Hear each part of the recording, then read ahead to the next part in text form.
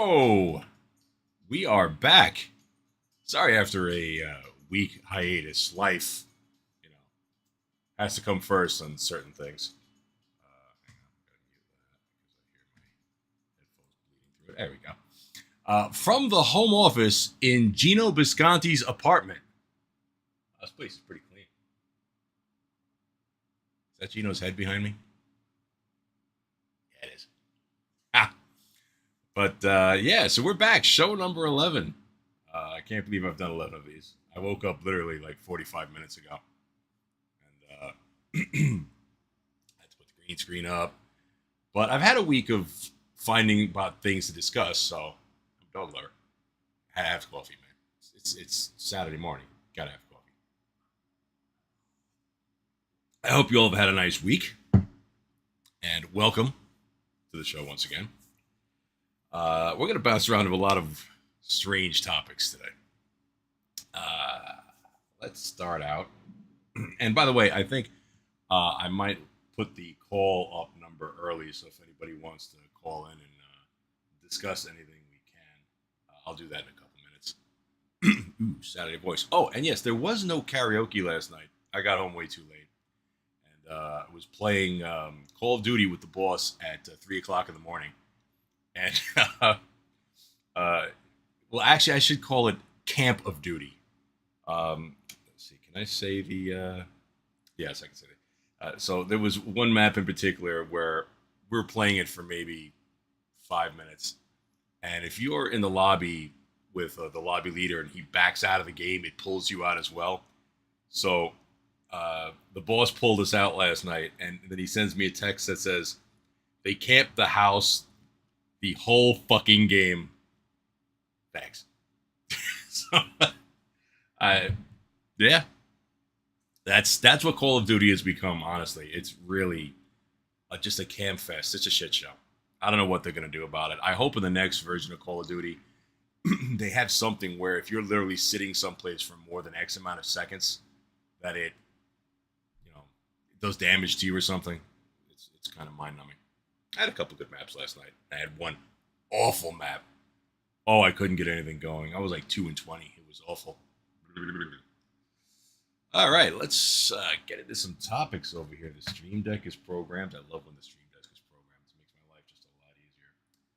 Let's see. Let's go to change the whole background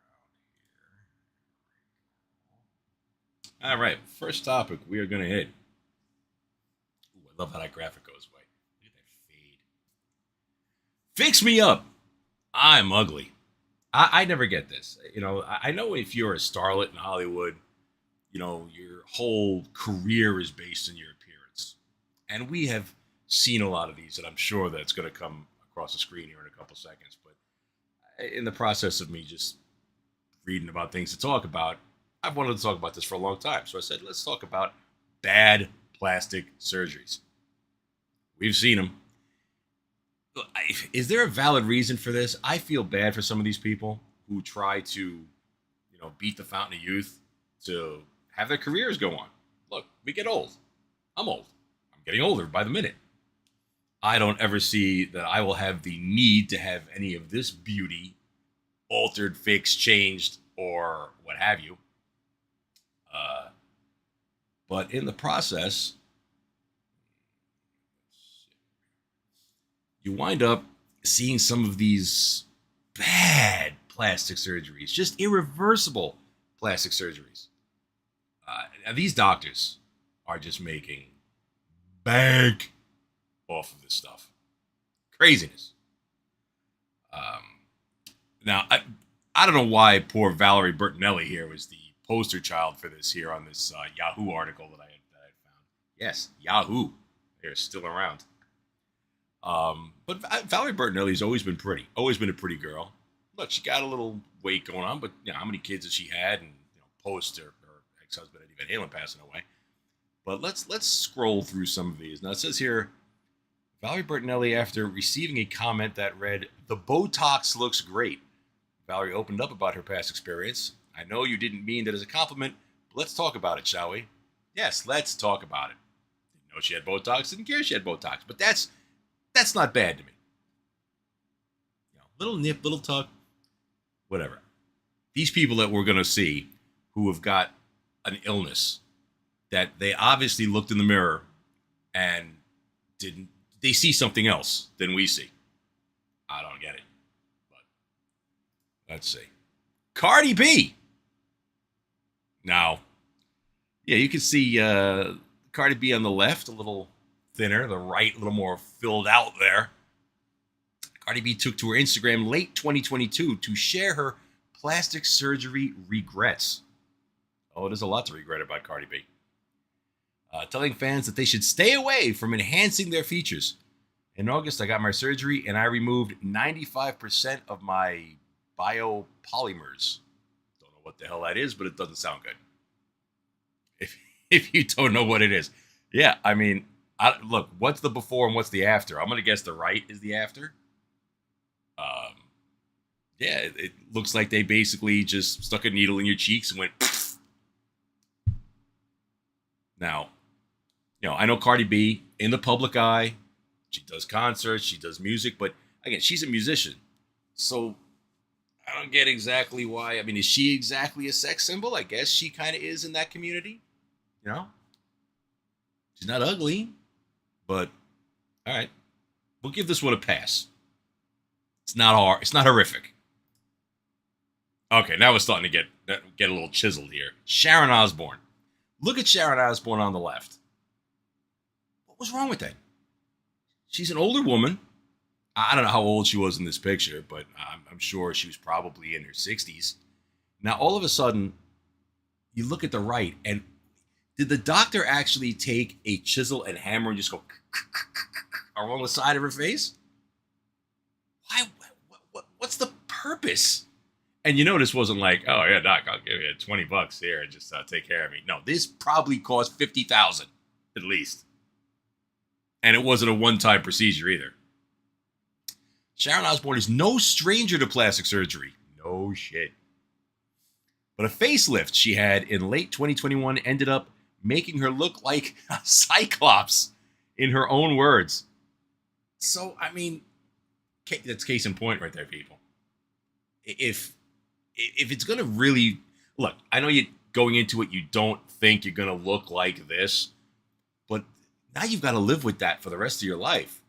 And everybody knows it. I don't know. Is it just me? It's just... I don't get it. There was just no need. Linda Evangelista, a famous supermodel from the 80s and 90s. She was the whole elite modeling agency with Cindy Crawford and Naomi Campbell and all those. The OG supermodel hadn't been seen in public for 5 years due to a botched cosmetic work. And on September 23rd, 2021, she explained why.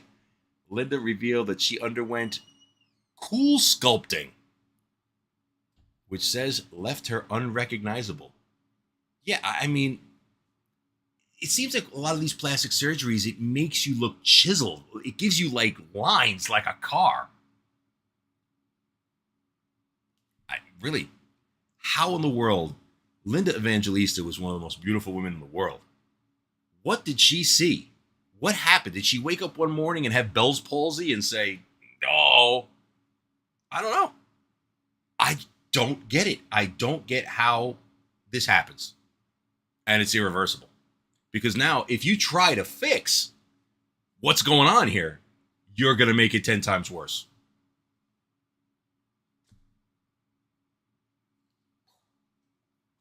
Don't get it. Oh, good Lord. Janice Dickinson. Yeah, I remember Janice. Look at those duck lips. Now, yeah, she's going like that, but oh yeah, you can see right away the collagen that was shot into those puppies. The world's first supermodel. Really? Was she the world's first supermodel? Didn't know that. Has admitted to having a breast enlargement, tummy tuck, neck and facelifts, and liposuction. Good Lord. That doctor right now is playing with the most expensive golf clubs in the world. They're gold carated. If I had to play my life over again, I would have never gotten breast implants in the first place. Now, look, breast implants is something different. Now, you could look at, there are some really bad botched ones, and we're going to come up to one in a second here. But that's something that is totally for you. That's a self-esteem thing. It's covered up. It's not like you're walking out with your boobs all over the place. Although, most people who do get an implant, they tend to show them off more. But, I can understand that. The whole, what else does she have? All right, the liposuction. Like you get to an age, the fat gets hard to come off. So you stick a shop vac up your ass, and this is what happens. A tummy tuck and neck. And what's up with her neck? How do you do plastic surgery on your neck? There's not a lot here to work with. I think a lot of times they go in there with a Dremel. You know what a Dremel is? It's a tool about yay big with a spinning head that goes at like 12,000 RPMs, and you like wood. They just go in there. What else can they do it? Whew. Yeah, that one could be better. Okay. This is a body botch.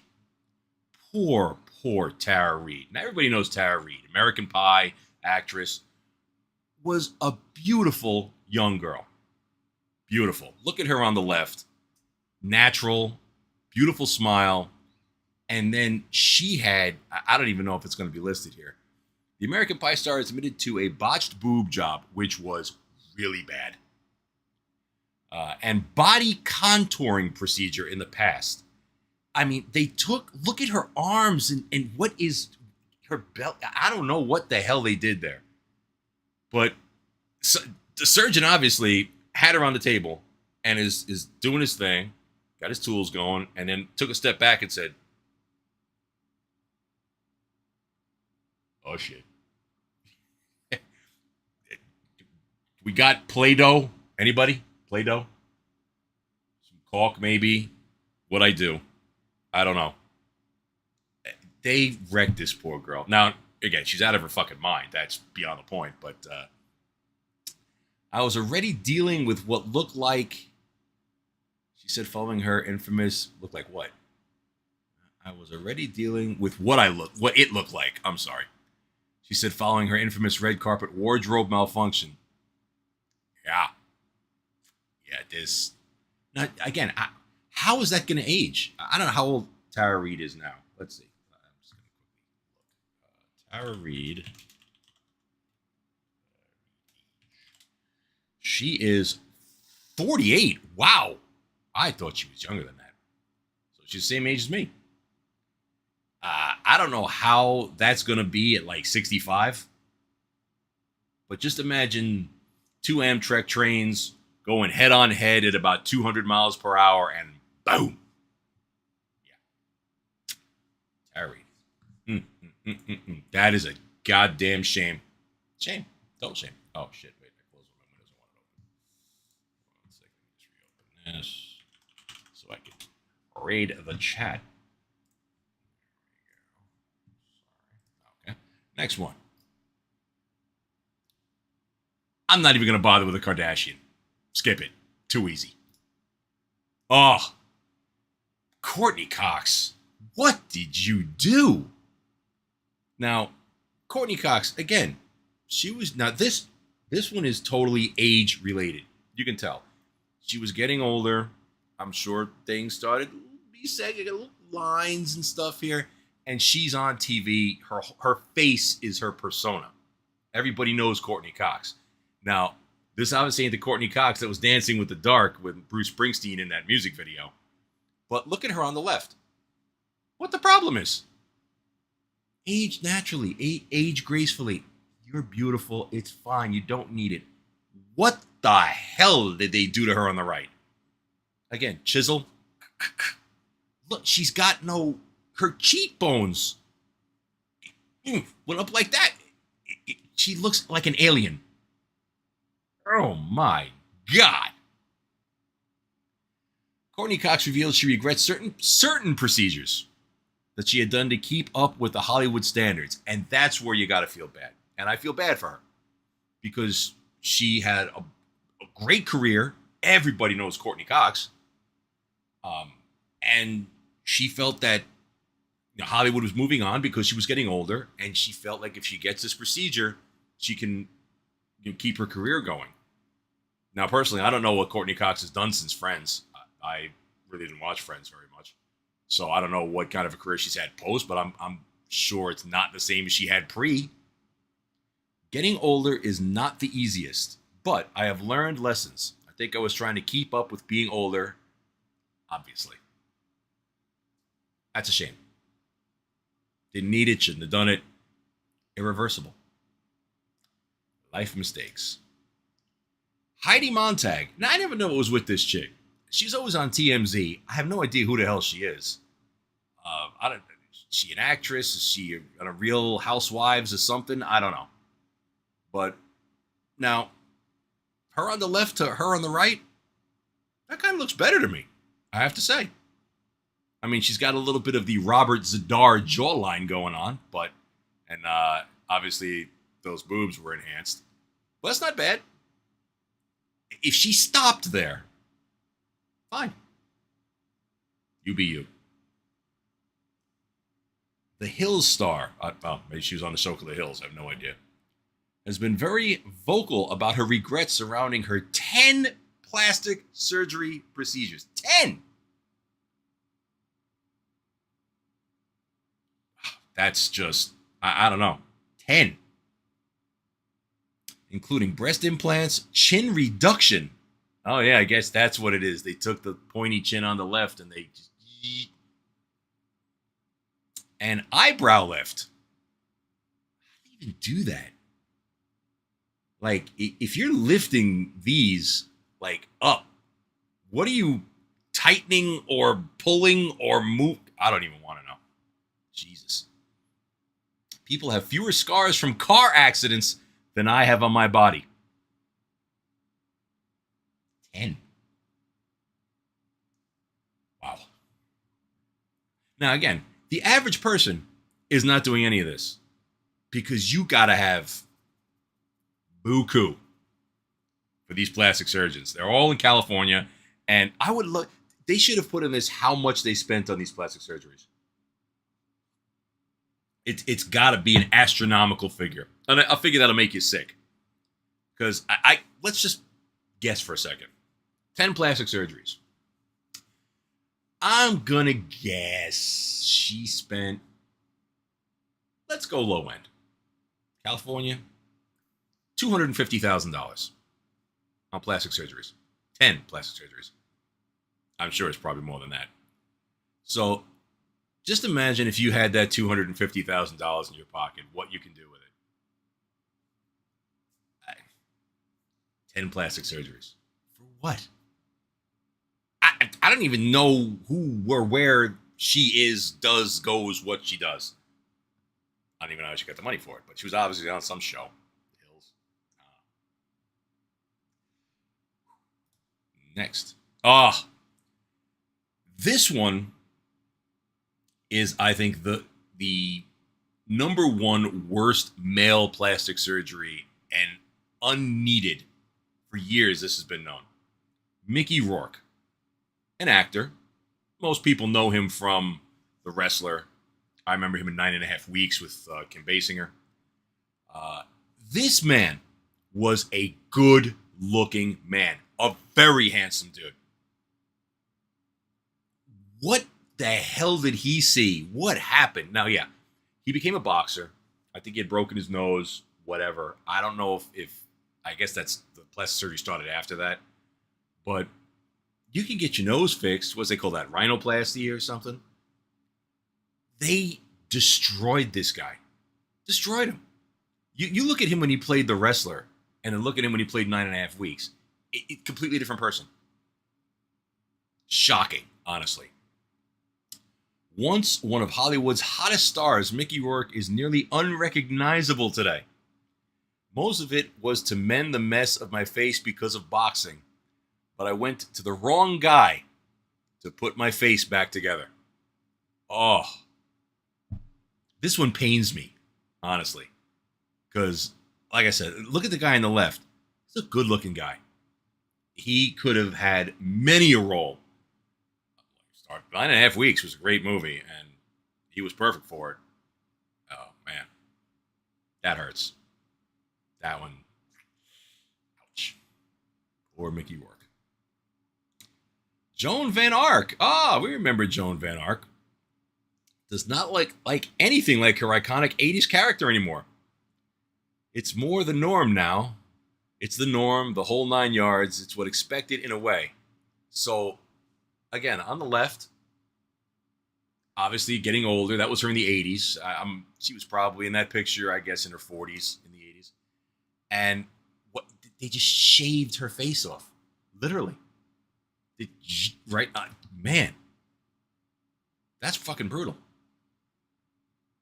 I don't know if she's done anything since. I don't know if she's had any career, but she doesn't even look like the same person anymore. Oh, man, that's horrible. Priscilla Presley. Oh, Elvis's wife. Yeah, now, Priscilla Presley, if you remember last from the Naked Gun series, and she was probably, I'm going to guess she was in her late 50s, maybe early 60s when she did that movie. She looked beautiful. Unbelievable. Now, on the right, again, she had some kind of cheek thing done, and it's like lines, and it looks like cheeks like a kid, like you could pinch. She looks like a doll. Ugh. Why would you ruin such a beautiful canvas? And she was, again, a beautiful woman. Look at her on the left there. Just natural.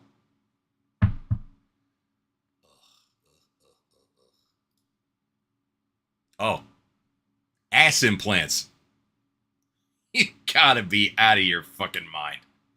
Really. I don't know who K. Michelle is. The R&B singer is planning on having her butt implants removed. For me, I want my normal shape back. How do you sit on those things? Like, all right, I understand a breast implant. You know, you got the whatever bags of whatever in there, but you're not sitting on them. I can't imagine what that feels like. Is it like sitting on like a hot water bottle?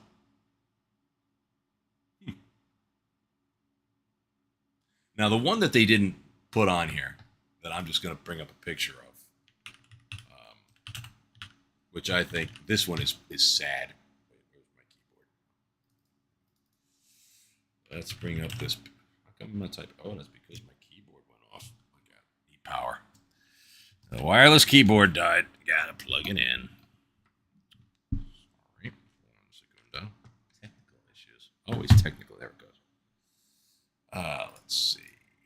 I gotta wait for the Bluetooth to connect. There it goes.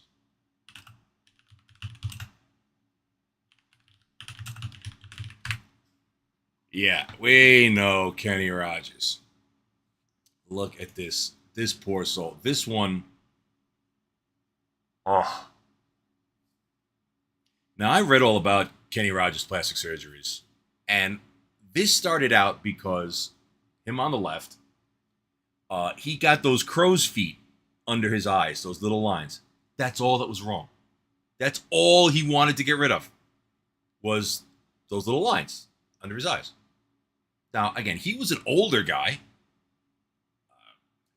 not a model. His face, you knew Kenny Rogers, the gambler. You knew him. The chicken. Kenny Rogers Roasters. Look what they did on the right. And this is because, and he admitted this, that he would look in the mirror and said, I need something else. I need something else. It's not right. I need something else. He went to correct this and went to correct that and add on to this and subtract that. He looks like a fucking chipmunk. Looked, I should say, he passed away, but that is. And look, if you could, I can't zoom in on this one, I don't think. But if you look at the side of his eyes, he still got the fucking lines. Because he got old. Well, he was old and got older. So, man. Bad plastic surgeries. Unfucking believable. Sarah. Next. All right. Who needs a new computer? Everybody needs a new computer. Hell, that's why most people call me. I need a new booter. Well, there was a computer for sale that was quite interesting. And this particular computer was just a little large, a little expensive. It sold for $480,000. Now you're saying, well, what computer is going to sell for that amount of money? That would be, there we go, the Shane supercomputer. I think that's how it's called. Shane. This was a U.S. government supercomputer. Now, you got to look at the specs of this sucker. I'm going to get a little technical here, folks. But you wouldn't be watching me if you knew I wasn't going to get that way. 8,064 Xeon CPUs. 8,000. 306 terabytes of DDR4 RAM. Now, my gaming computer here has 128 gig of DDR4 RAM. 306 terabytes. Now, yeah, $480,000, and that bitch can't even run Call of Duty. It's just for crunching data. All the shit they get from space, all this stuff. That's all it was. Now, here's the little caveat of this thing I found funny. So, a person bought it, like I said, for $480 grand. And if we scroll down a little bit, here's more specs. 14 E-cells, which are 1,500 pounds each. 28 racks, water-cooled racks. That's pretty fucking cool. 224 IV switches, and 2 air-cooled management racks. Now, here's a picture of the back of one of these racks, or 2 of these racks. You see all that cabling? You know, that's all interconnected cabling, Ethernet, I'm sure some fiber optics, whatever that's back there. The person that bought this computer, it came with no cables. It doesn't work. So somebody spent 480 grand for this PC, this monster box. You can't even fit this thing in a house. And it came with no cables. What are we doing, folks? I'd love to know, and I'm going to follow up and find out what this person is actually going to do with this thing. Because I don't know what... Can you imagine opening up Task Manager with 8,000 CPUs? I think I felt it move. 8,000 CPUs. It was an auction. Came with a treasure trove of parts and components for whoever's willing to pony up the cash, which somebody did. The supercomputer will be drained for removal. God, you can't really carry a water-cooled box around, but I wonder how much water it holds. Let's see. It won't include all the necessary cabling, so it comes with a power cable, I guess. However, it does include a whopping 313,344 gig of DDR2400 ECC RAM. For those that don't know, ECC RAM is error-correcting RAM, used in servers mostly. It's a little more expensive. It's a better memory than standard memory, because yes, error-correcting. Standard memory just fucking has errors. That alone could be worth more than $350,000. Oh, that is true, and I didn't think about that. The RAM market is... the prices are going way up because of those earthquakes in Taiwan, which is where most of the world's memory is made. So it could be a nifty little investment there for those of you who've got some 400 grand sitting in the bank. Also of interest is that the supercomputer uses around 1.727 megawatts of power when fully assembled, which means that if you want to power it up and run complex simulations on it, the power requirements could cost over $4,000 a day. I so want this thing. Oh, imagine the sound of it. It's probably got one of those switches like, remember in Christmas Vacation when Clark turned on the Christmas lights and they had to hit that boom, that big red switch in the power thing. Everything just gets dim. Oh, power. That's power. Wow. Let's see. There's an update here. Bidding was scheduled on May 3rd. It's like I said, somebody actually bought it. There's no longer a reserve on it. Well, again, somebody bought it, so I came across this and I was fascinated by. I bet you the person who puts it back together is not going to even put it back together in the order that it's spelled correctly. It's probably now Iwaishi or something like that. Yeah. Oh, my. All right. Food. You know I love talking about food. A couple of food items here this week. McDonald's. And fast food in general. Yeah, American fast food is all over the world. I found it fascinating when I had a very good friend of mine who went to Iceland about a couple of years ago. And I asked her, I was like, what's the cuisine in Iceland? What's the number one food eat? And she came back with, shockingly, Kentucky Fried Chicken. Really? Now, I know KFC is big globally, but I didn't know it would be the number one fast food item in another country outside the United States. So I looked into other countries. And again, I came across this particular video, which we're going to watch. Let's bring it up here.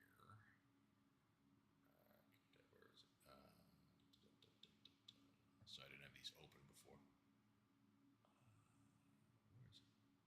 Oh, there it is. Okay. So McDonald's in Japan got some similarities to McDonald's here in the States. Everybody is eating McDonald's here. Everybody. 72 billion served and going.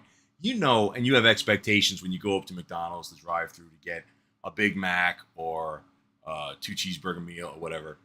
Ain't going to be the greatest burger in the world. The patty is a flabby, thin shit. I do like a Big Mac, but it's messy to eat in the car. If you get the 2 cheeseburger meal, those burgers are pure shit. Pure shit. Now, Japan, that ain't the case. Ain't that far off, but let's look at this. Let's check out this video. Oops, the wrong button. So, now, first off, I want you to look at that burger. You know what that burger would cost here? That's a $30 McDonald's hamburger here in the States. You got 3 patties, you got some cheese, you got a bun that actually has some inch to it. Sign me up for that now. Oh my God.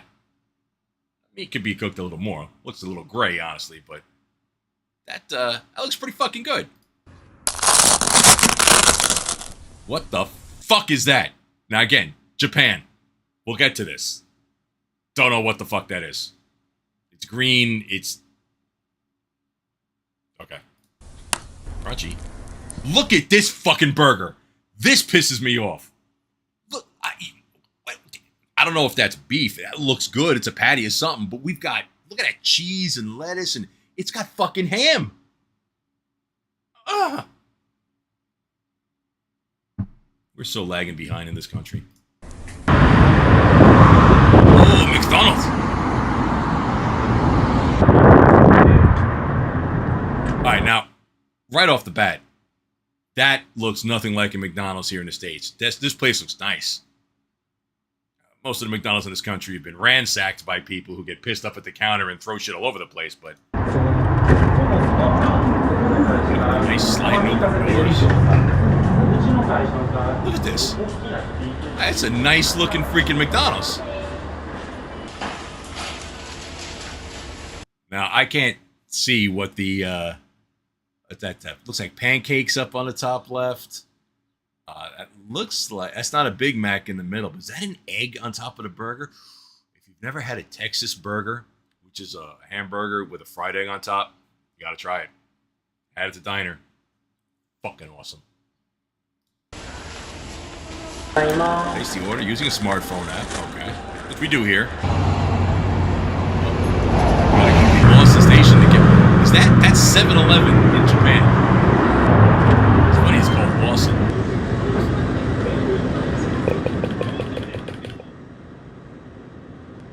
Okay, now this is he's going to show you a samurai burger that McDonald's has. Man, look at this. Nice and neat. Oh, Monster Energy drink. I've never had one of those. My son has. All right, let's see what he's got in the bag here. Even the bags look nicer in Japan. Yum, yum, yum, yum, yum, yum, yum, yum, yum. Ooh. Okay, right off the bat.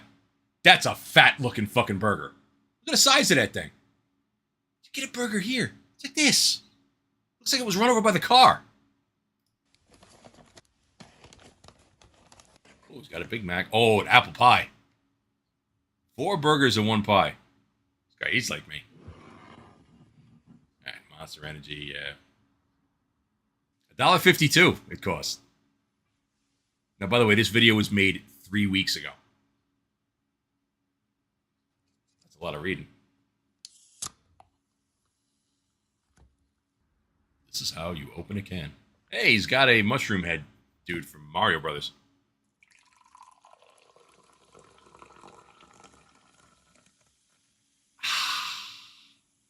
So refreshing. Looks like Mountain Dew.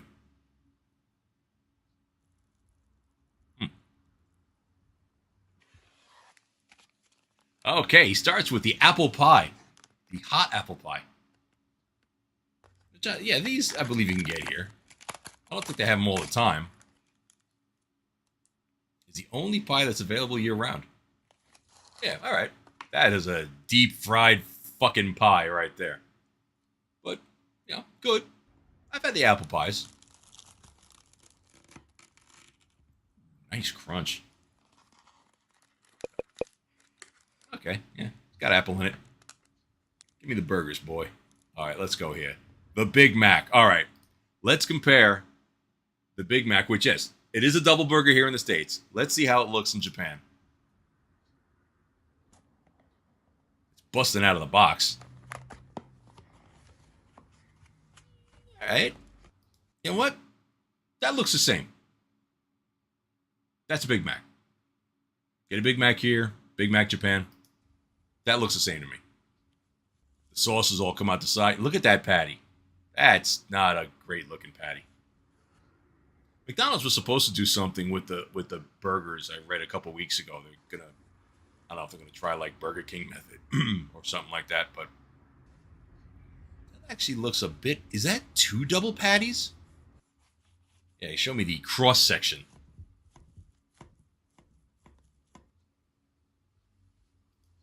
Oh, so that's now, all right, a little different. McDonald's here in the States, you get 2 patties. So it's bun, patty, bun, patty, bun. That's got 4 patties. Why, man? I want a 4-patty Big Mac. Fuck. It costs an additional 66 cents for the Big Mac and double cheeseburger. 66 cents. They've got 1940s U.S. pricing in Japan. I'll tell you this. That Big Mac will repeat on your ass. Not like White Castle, which doesn't have any effect on me. But the Big Mac, yeah. Give me an hour after that sucker. Oh, yeah. The gut is it's juicy and delicious. All right. What's the next one here? Samurai Mac Burgers. All right. We don't have these. This is what drew me to this video. I want to see what a Samurai Mac Burger is. Ooh, the samurai! All right, so what's in this thing? Oh wait, back up. I didn't see that. All right, soy sauce style double thick beef burger is that one. Interesting. Samurai style bacon tomato thick beef burger, and a triple thick beef burger with soy sauce. Intriguing. You gotta love how they, like, show everything in these videos. Let's just give me the burger, man. Wrapping it here. Okay.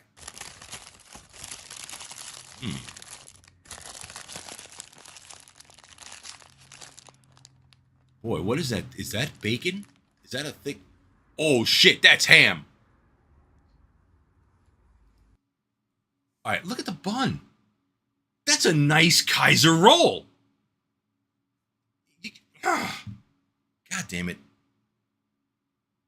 It upsets me because of all the times I've had McDonald's, and I look at this, I'm like, look at the quality we're lacking in this country. Look at the ham. It's ham, man.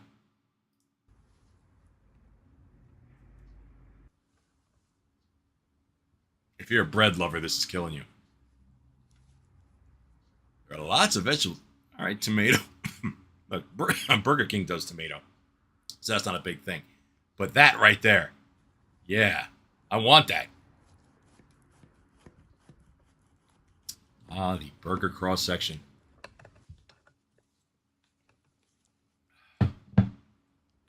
That looks pretty damn good, I gotta say. Can we get a samurai burger here in the States? Hell, I know I'd order it. Little soy sauce in there, so it's got a little of that Asian infusion. White cheddar cheese. McDonald's ain't got no cheddar cheese.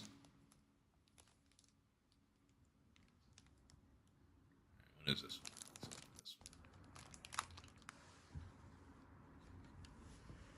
Looks like a pretty good size. Oh, look, poppy seeds on the bun.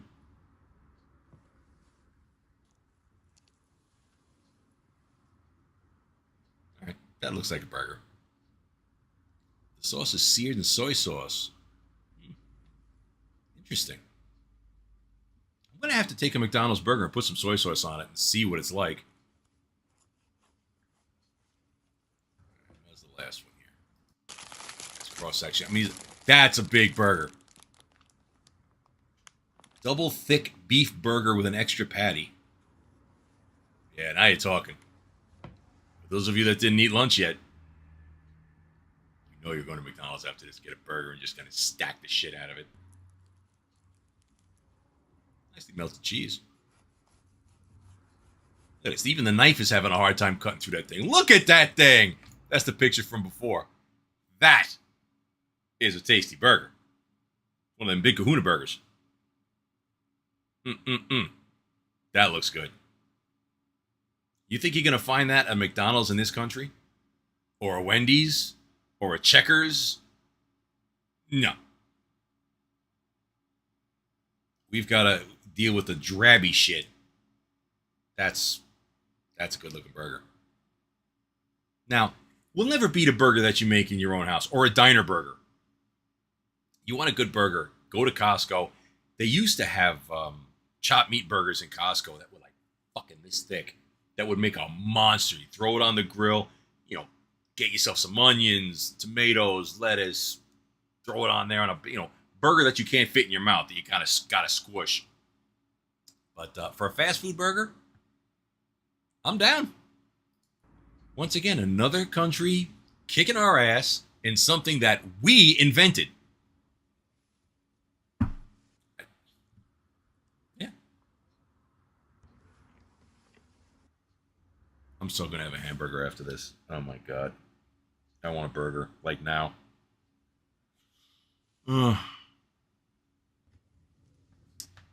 Now, you can go another way with this. There is tiny food. And this is a video that a good friend, Nurse Sarah, had found. And I was watching this the other day, and I don't really understand what the purpose of this is.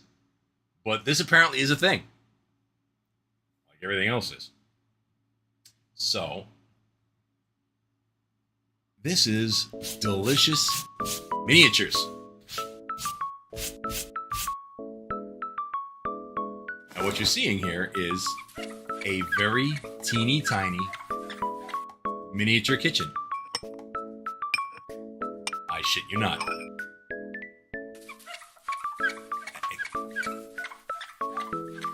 I don't know if this was an ASMR video.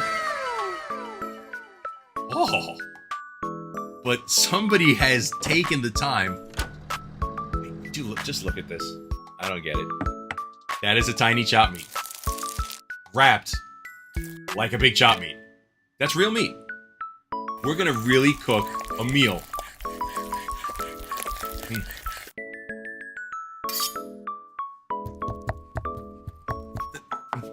The tiny tools.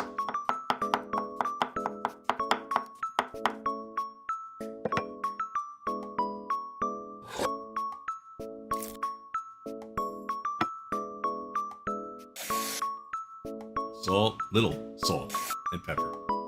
Little. Look at the fork. Somebody had to make that little fork. We got little tomato, little onion. You would think that this is like Play-Doh or made up. It's not. This is real food.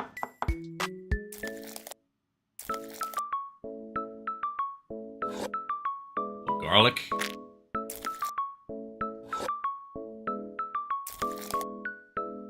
Yeah, the music helps us along. Now, I know these tomatoes. The boss loves these tomatoes. He used to pop those things like grapes.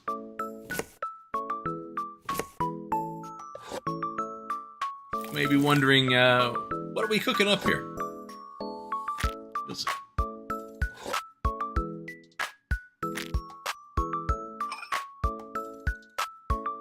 Now, I don't know what country this is. I'm gonna guess this is Japanese, Chinese, or something.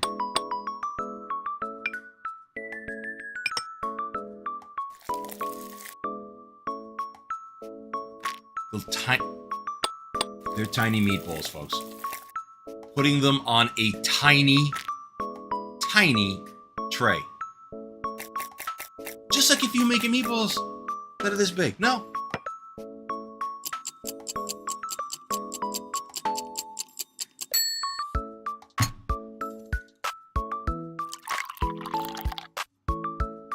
What are we going for? Oh, come on. Come on! Back up a second. Back up a second. Where is it? Opens the drawer. A tiny box of Pocky, a tiny box of Ritz, and a tiny box of Barilla pasta. With all the problems in the world, somebody took the time to make this. I don't know if it's outstanding or what. I'm kind of confused. So we're making pot. They put tiny pasta in the pasta box. And we're boiling pasta on some kind of really tiny stove.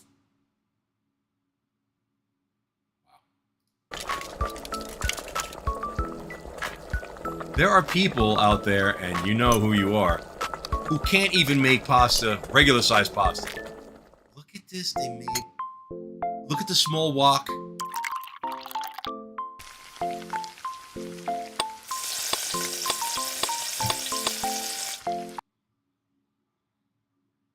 Come on! Who does this? And for what reason? Now, just so you know, this video, 580,000 views on YouTube.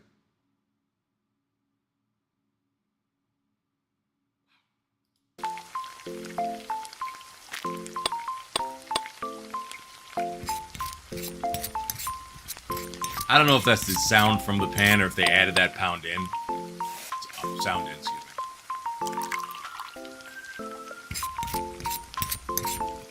That shit looks good.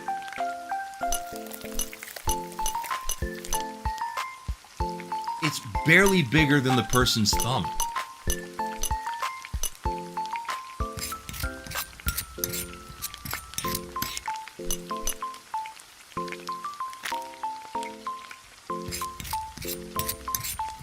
that doesn't look good.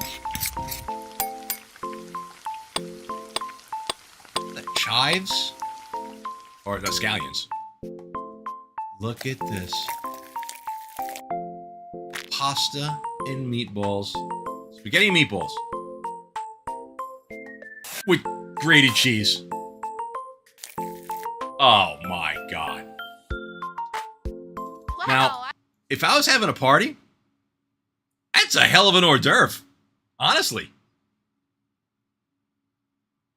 I love it. Delicious.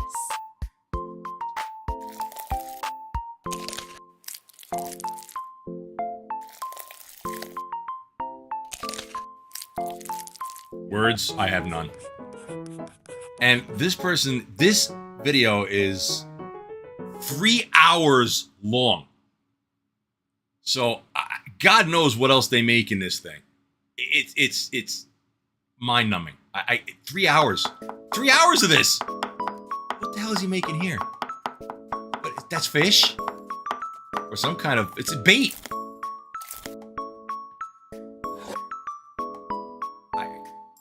I don't know. They're cleaning up.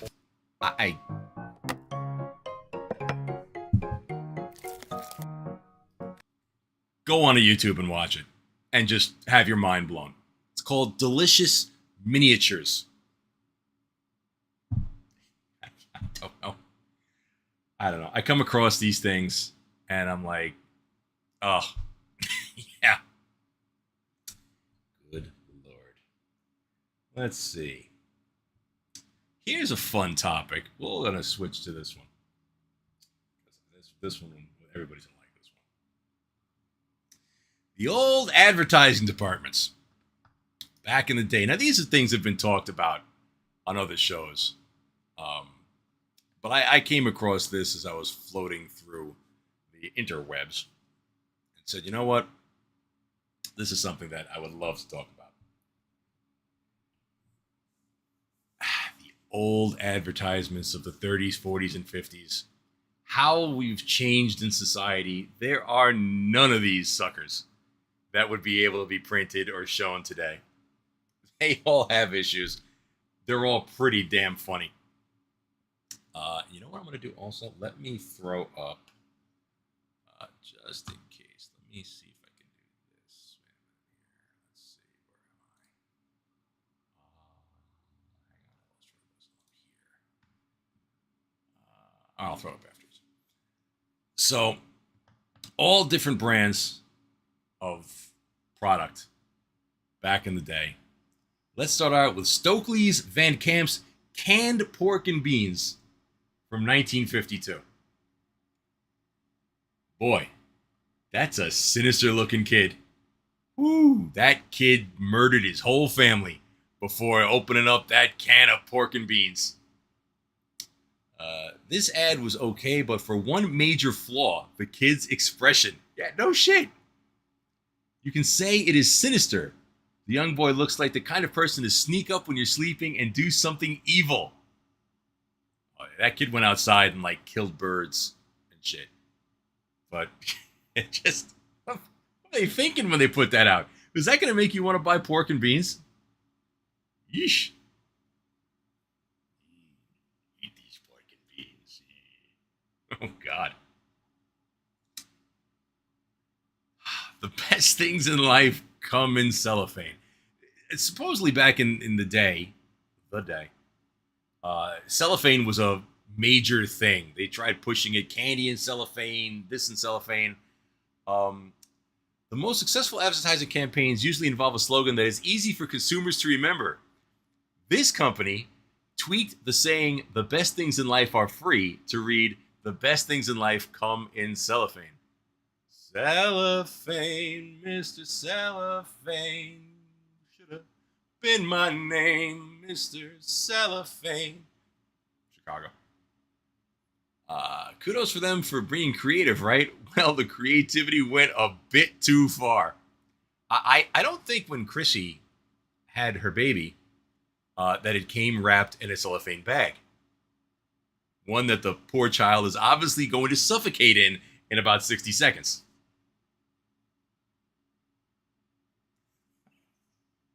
I really don't know what these people were thinking. Don't know what these people were thinking. What the hell is that guy? He's got a walnut on his head. Okay.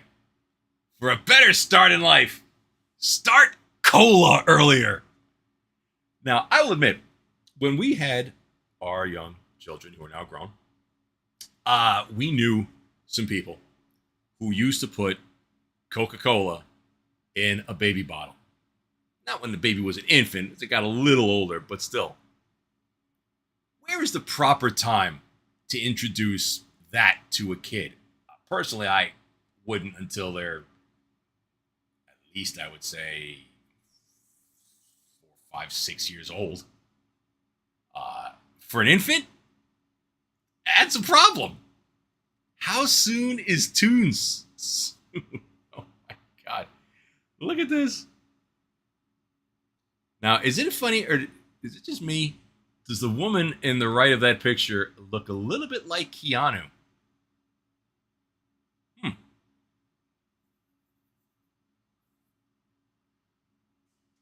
For a better life, start cola earlier.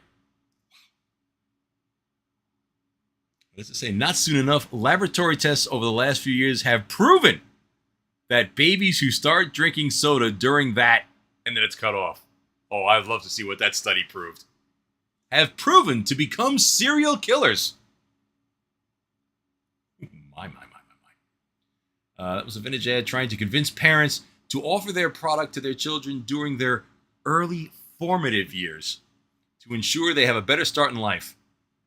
Essentially saying in order for your child to be their best, they need to consume Coca-Cola. Brutal. Okay. Now we start getting into some funny ones. And Kentucky Fried Chicken. It's wife savers. Kentucky Fried Chicken opened their doors back in the day when women were expected to stay home, take care of the family, and have a hot homemade dinner on the table when their husbands came home from work. Because fast food was relatively new concept, KFC targeted their advertising campaign towards exhausted housewives. Can you imagine if this was shown on TV today? Holy shit. The ad actually, can't really zoom in too much to it, but says, Colonel Sanders is a woman's best friend. The Colonel's the man who fixes Sunday dinner 7 days a week for weary wives, for working women. All you do is pick it up, boxes, buckets, and barrels full of finger-looking good chicken, and all the fixes. Oh, man. Today, in a society that we are in, where, especially living in this area where both parents have to work, families have grown up on fast food. Now, it's rare that you actually come home and have a parent cooking a meal for the family. There's just not enough time. Living in this area, Long Island, the average family, household, I believe they said, has to make, to break even, about somewhere between $200,000 to $250,000 a year. So you know, counting your rent, your gas, your utilities, your food, all that stuff. And it's hard for one person to, have a job good enough to make that kind of salary. So you have two parents working. So gone are the days where the wife would be home cooking, taking care of the kids. That's a whole other topic. You come home, the man would come home from a hard day's work, have a nice hot cooked meal, fresh meal. That's gone. And I don't think it's ever coming back. Society has changed to the point where both parents have to work, and the kids now are being raised by somebody else because the parents are both working. So who's watching the kids? And this is also, I think, one of the reasons why the population is declining, because now, because the both parents have to work, they don't want to have children. So it all comes kind of full circle. But Colonel Sanders doing his thing for the women.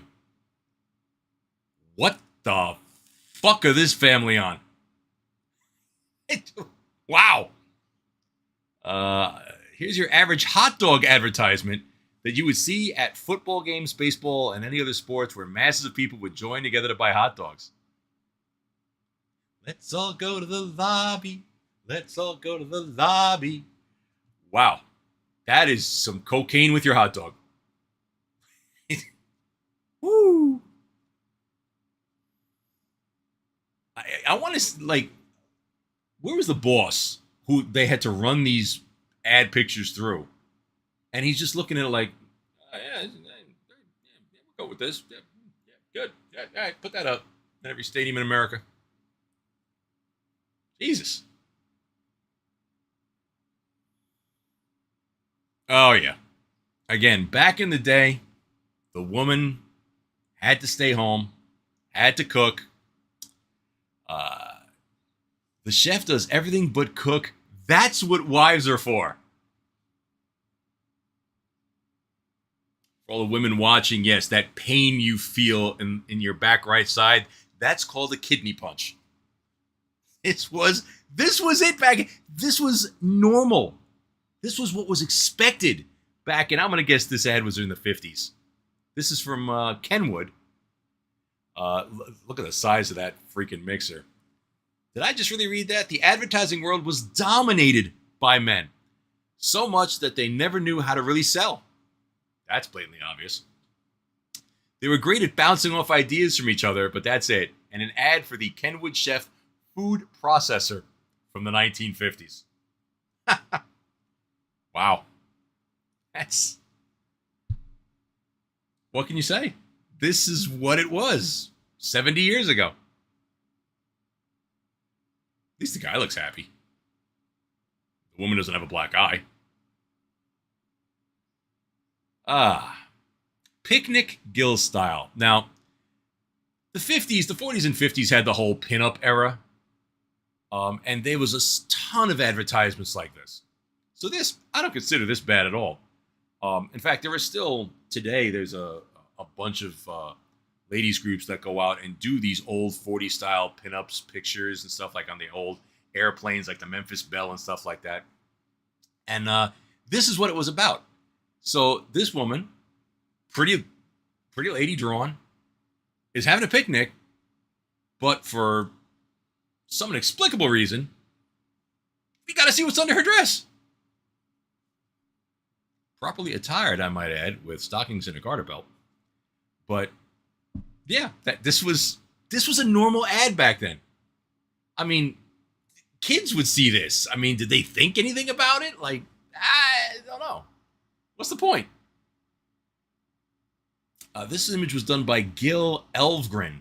He was supposedly a famous guy that did a lot of these pinup photos. He was known not for his arts, but for his pinup creations. He could paint a pinup of women in everyday situations and make them look inviting. So yeah, there would be housewife pictures and shopping, you know. This wasn't like the Marilyn Monroe air blows up the dress and type thing. No, this was like total sexualization. But it was an ad, and it was just normal. Now, I'd have to say there are many ads in today's world that go well beyond this. So it's not shocking whatsoever. But back then, it was like cartoony. So, a little different. All right. Delta Airlines. Oh, baby. This is a good one. This one made me laugh. So, it's been talked about many times how the airline industry has changed.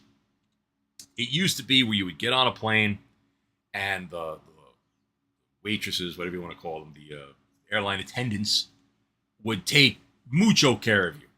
And there were, you know, if you flew on certain airlines, I think it was like Lufthansa or something, they had a chef on the plane for first class, slicing your meat on a rack. And it was, airline travel was beautiful. You know, it was the upper echelon. Now, today it's utter crapola. Doors are flying off. Wheels are not coming down. It's a fucking disaster. I hate to fly. I've flown, I think, 3 times in my life. Not afraid to fly, per se. I'm afraid to crash. But Delta, going the extra mile here. To the guy who's got a girl in every city, Delta will fly you there at 50% off. You bunch of cheating motherfuckers. Oh my God. That is... Who thought of this? Somebody was really sitting in an office just saying, oh man, my wife just called, and yeah, a girl I know in San Francisco just called, and a girl in Portland just called, and hey, I got an advertisement idea. Wow. We'll fly you there. Now, look at some of the fares. I don't know if you can really see them in here, but Delta is ready when you are. You can fly San Francisco to Dallas for $50. LA to Dallas for $44.44. That's in New York. Atlanta to New York, $30.56. I think that flight today is probably, I'm going to guess, get it on a weekday has got to be probably $2 and change. With taxes and fees. And don't check in a bag today. You'll have to take out another mortgage on your house. But look, hilarious. Hilarious. Look at the chicks. You can't. Oh, you can't. These ads. Uh-oh. Beautiful, but not dumb. Now, what do you think this is an advertisement for? Let's see. A long-lasting deodorant. The deodorant ad is basically saying that this beauty is too stupid to realize that she should use their product, implying that anyone who does use it has to be more intelligent. In all actuality, the statement, beautiful but dumb, is an underlying way of saying that women in general are too dumb to think for themselves and will buy whatever that they are told to. Wow. God, things have changed. Oh, yeah. Look, again, the womenization, it's really, it's so bad. Keep her where she belongs. And is a shoe.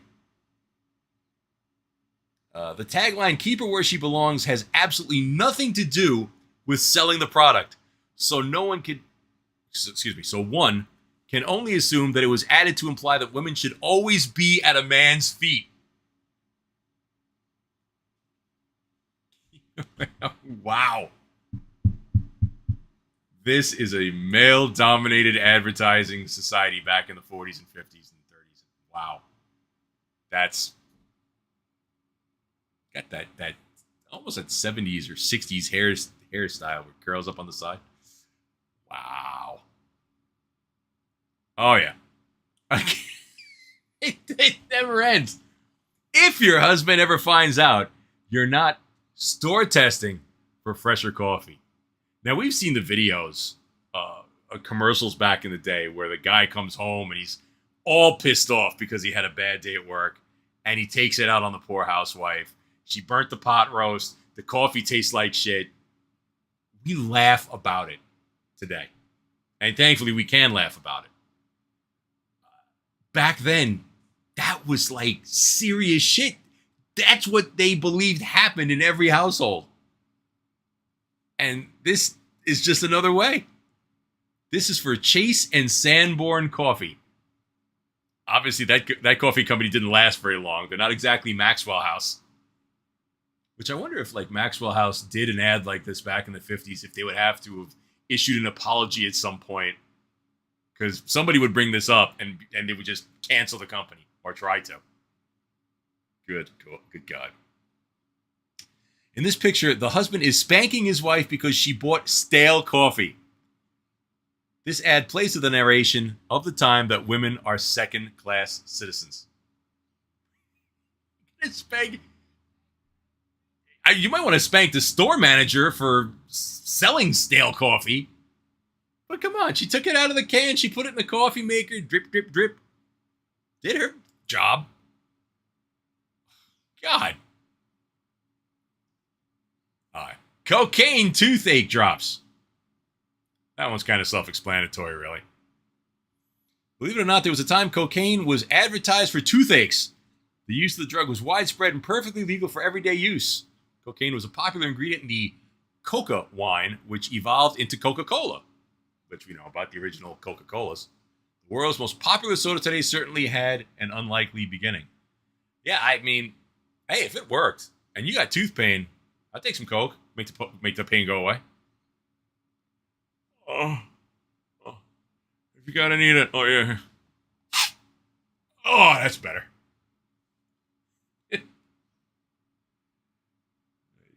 Okay. The cigarette ads. How they got away for so many years of pushing cigarettes like they were a good thing, that they were a needed thing, the taste, the flavor.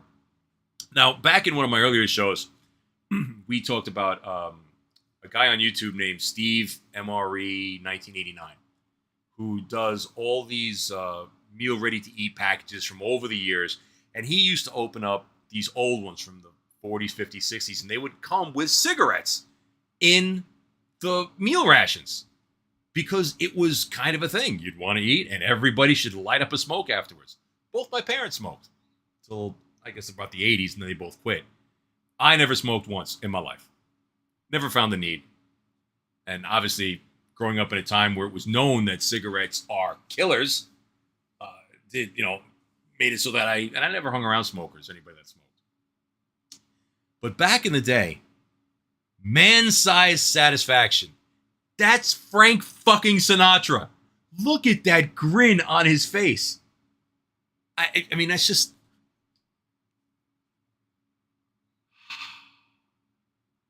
If it was a TV commercial, there would have just been a...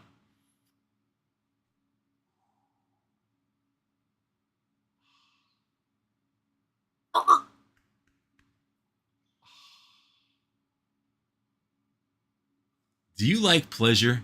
Big. Nice, colorful, big letters. Smoke Chesterfields. Frank Sinatra smokes Chesterfields.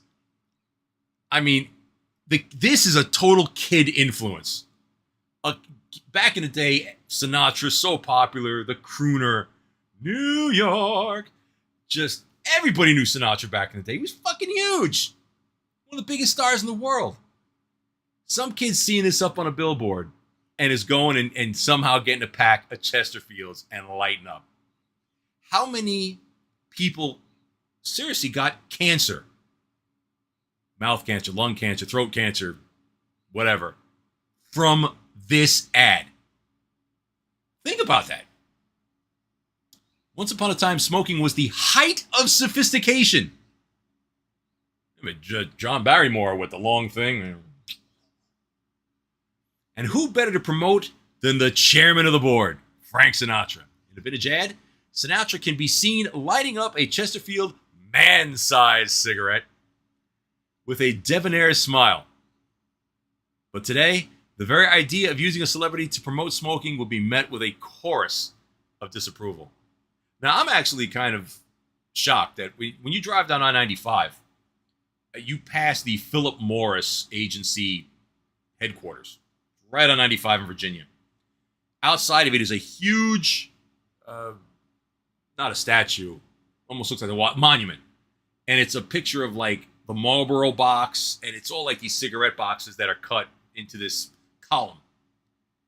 I know cigarettes are still sold today, and they're expensive as all fuck, and they should be. I never liked people that smoke, but look, you do it, it's your own thing. You're taking your own life into your hands. But this just goes beyond, man. I honestly, if I was a Ute back in, as the boss says, the day, and I was out playing with my friends, and I saw this, I might have wanted to light up. Why not? Frankie Sinatra's doing it. I want to be like Frank Sinatra.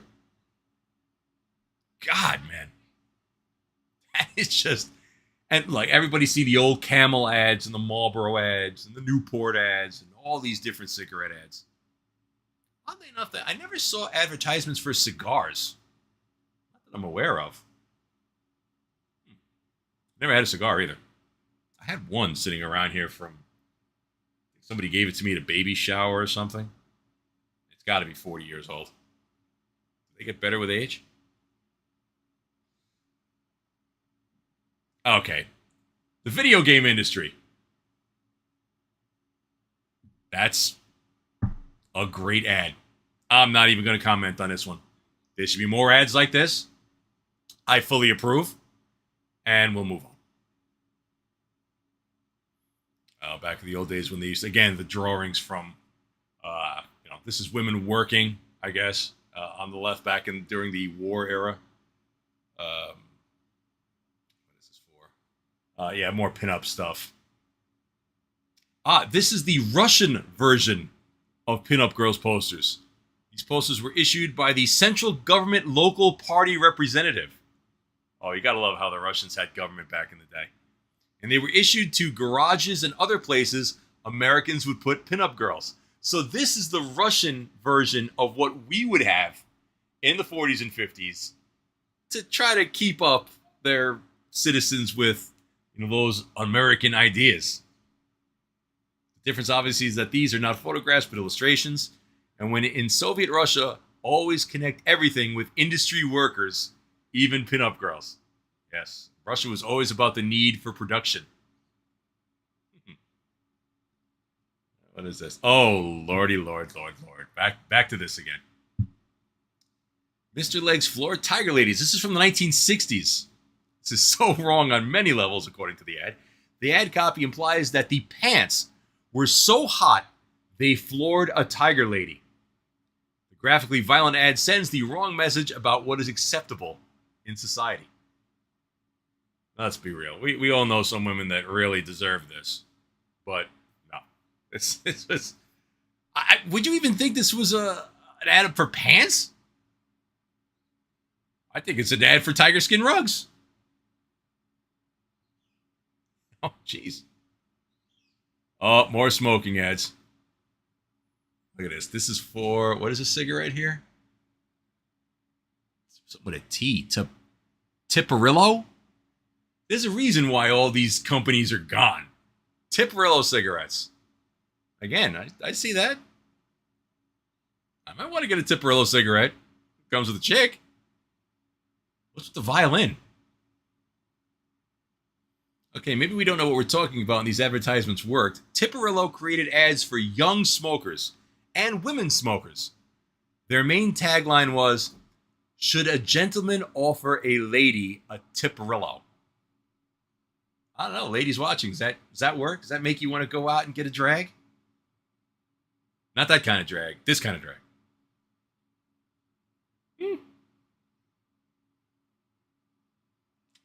Intriguing. Oh, jeez. Boy, what was with women in the 40s and 50s not choosing the right deodorant? This was for... no one likes to smell bad, so it is a safe assumption that the majority of the population wears deodorant. Because deodorant is now one of these products where you become loyal to the brand when you find what works, those companies thrive on repeat customers. Executives have come to realize this was over the last few decades and found that they can cut their advertising budget. Now, back in the day, deodorant was a competitive market, so things were done a bit differently. Because of the steep competition, deodorant companies chose tactics in their advertising that targeted women and bolstered their insecurities. In this ad, they are sure to point out that no matter how beautiful and charming you were, if you did not smell nice, you were out of the running. Well, I mean, come on, that's kind of honest, right? Who wants a smelly chick? Or a smelly dude? Take care of yourselves. I find this one not bad. Oh, those cellophane-coated candies. I tell you, back in the day, people love cellophane. But again, look at this kid. Oh, he's happy as a pig and shit. Those candies ain't small. Those are hard rock candies the size of a fucking stone. Everyone loves candy. However, we can all agree that it should be eaten in moderation. Parents are actually aware of the adverse side effects their children experience when on a sugar high. While sugar is a tasty treat, as a diabetic, I totally know. When your young children consume it, they experience a huge spike in energy followed by a sudden crash. So, Like, I don't know, it was back in the day, did they want you to give candy to your kid so they'd run around for 30 minutes like a chicken with no head and then just completely go to sleep for 5 hours? Boy, parenting in the 40s and 50s. That was something. So different. Yep. Women can't drive. We know it. It's true. We'll move on. Looks a little bit like Goldie Hawn, doesn't she? Back in the day. But yeah, the mini automatic for simple driving. Oh, God, it's so bad.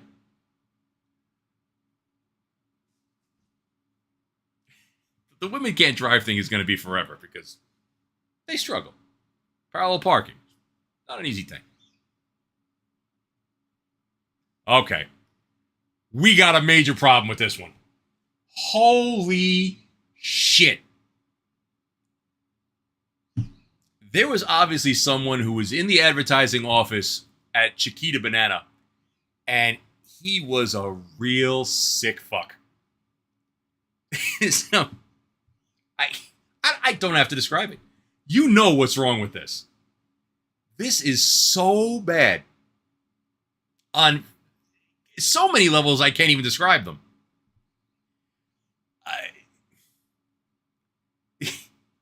The kids, look, I can't.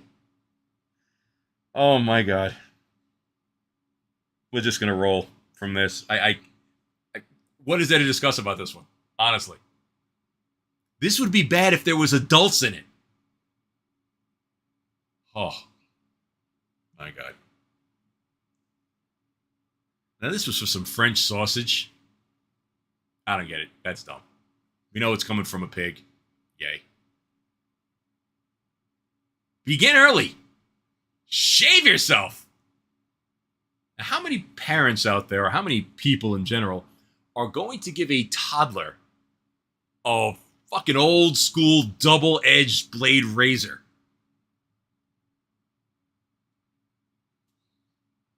This may have been the reason Warner Brothers created Babyface Finster. It's very possible. Now, for those of you who don't know what Babyface Finster is, let's take a quick look.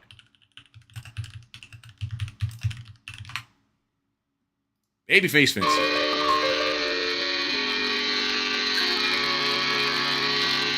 One of the greatest Warner Brother cartoons ever. So, Finster shaving at his age? Finster was a bank robber, a little person that had this baby persona. He would put on a bonnet and everything. And Bugs Bunny, this was fucking brilliant. I think this was 56. They made this cartoon. Tattooed? And smoking a cigar? Have you seen this man? He is Anthill Harry, alias Babyface Finster, notorious bank robber believed to have perpetrated the daring last National Bank holdup this morning. One of my all-time He is 35 favorite years cartoons. Old, stands... Oh, Finster. Oh, Finster, baby. Oh, there you are, you naughty baby. How many times have I told you not to Now, play with that? Right there is the reason Warner Brothers had taken this cartoon off air. And I've only seen it once in maybe the last 30 years. And it was cut. They cut this part out because of shaking the baby. You know, as fucking hilarious as it is, it's a problem if you do that, you know, today. Also, I don't think they're going to show it after this. Let me see. Yeah, they don't. Bugs Bunny actually takes the baby, and he throws him up in the air, and he bashes him into the ceiling and drops him coming down. They had to cut that all out. Oh, Babyface Finster. So this might have been the advertisement that had Mel Blanc said, "Ooh, I got an idea for a cartoon." Beautiful. Begin early, shave yourself. Oh, this one. Blow it in her face, and she'll follow you anywhere. Those cigarette companies. Was it Tipolette? I don't know what cigarette that is. Wow, that's a hell of a tagline. Hit her with the tangy Tipolette cherry or rich grapey Tipolette burgundy or luscious Tipolette blueberry. I didn't even know they had flavored cigarettes. It's now different, delicious. A puff in her direction and she'll follow you anywhere. That's not what the ad actually says. It's blow it in her face and she'll follow you anywhere. Oh, Jesus. Ooh, those cigarette companies really had it going on back in the day. My God. My God. Now, for those who were new parents, how did we ever get along without having our baby under a sun lamp? When you have a kid, you're in a hospital, delivery room, they have what I called the baby microwave. They call it the baby warmer. It's like a big device, a heat kind of lamp. So when the baby comes out, he's all wrapped up, and they put it on there, and they cook him for about 10 seconds to warm him up. This is something else. Don't sun starve your baby. Let's just get that skin cancer and nomas on his body right from the get-go. How we have changed in the outlook of this. Now you can't take a baby outside without bathing him in SPF 2000 sun lotion. At $26.50 back in the day was fairly expensive. So this is literally just putting a sunlight directly on your kid. It can't burn. He can sleep under it. Wow. From the American Atlas Corporation. Man, what the hell was going on back there?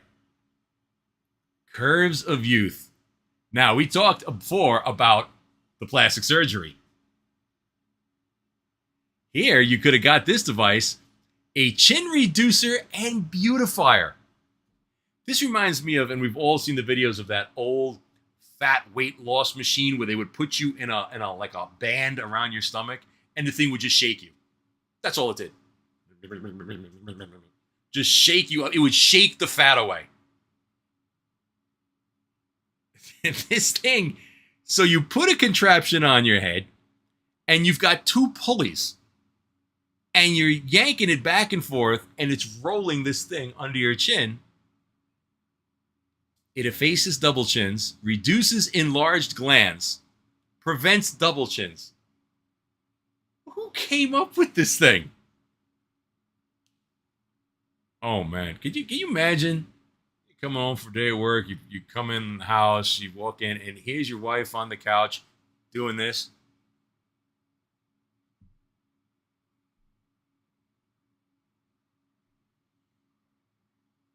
Mind blown. Oh, yep. This again comes back to the poor women. She burnt the dinner. Don't worry, darling. You didn't burn the beer. Oh, yeah, because you know what happened after he had 3 or 4 or 5 of those beers. You know, that pan wasn't the only black-eyed thing in that kitchen. Oh, God. Oh, the poor girl. Cooking over those electric coils that were so hot back in the 50s. Hate those things. This picture plays to the stereotypes of the 50s where the ideal female was groomed to be a pious housewife, while the man was the breadwinner. Yeah, this was what it was back in the day. The man would go to work, make the bread, bring it home. What she did during the day, take care of the house, take care of the kids, do the laundry, and cook. That was her job. Today, this couldn't be further from what actual society is today. Although the implicit domestic violence that we assume came after this is all over the damn place. Ugh, God, is there any more? A girl-sized hand needs a girl-sized pen. All right, women have smaller hands. It writes as long as our man-sized jotter. Now, this is still a product that is out there today. This is a jotter pen that's made by Parker. You see them in Staples all the time. Fairly expensive pen. 17 to 19 bucks for one pen. In fact, hang on. Let's see here. No. It's in here somewhere. I do have a jotter. I don't know what the hell it is. It's in there somewhere. I don't want to take all of them out. Wait, is this it? No, that's a cross. I have one. And it's a man-sized pen. It writes like a pen. It's a pen. I don't know. Is this made for like women's purses or something? No, don't know at all. Oh, baby. Say goodbye to depression. Drink yourself out of it. Phosphorine tonic wine. Wow. Don't be depressed. Just pop that cork. Glug, glug, glug, glug. Whew. Yeah, that's a problem. Had a lot of drunk housewives back in the day. I feel I must write and tell you how much I have benefited from taking phosphorine tonic wine. I felt very tired and run down, and my nerves were very weak. I also felt terribly depressed. I tried lots of remedies without results, so decided to try phosphorine tonic wine before I had finished the first bottle. It gave me new energy, and the awful depression lifted. I feel very grateful for such a good tonic and shall never fail to take it if I don't feel up to the mark. Wow. She downed the bottle on the first go. It's so... Oh, man. Everything that's wrong in the world today shows it was based on how stupid we were back in the day. Ooh, again. The ideal brain tonic. Now, you look at this really quick. What do you think this is an advertisement for? It's a delightful summer and winter beverage, relieves mental and physical exhaustion, and is specifically good for headaches. Well, if you look at the cup in her hand, it's once again Coca-Cola. It was a brain tonic back in the day.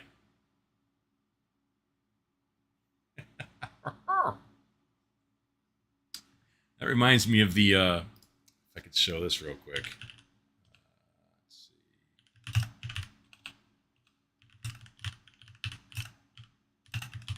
If you are Simpsons fans, you remember.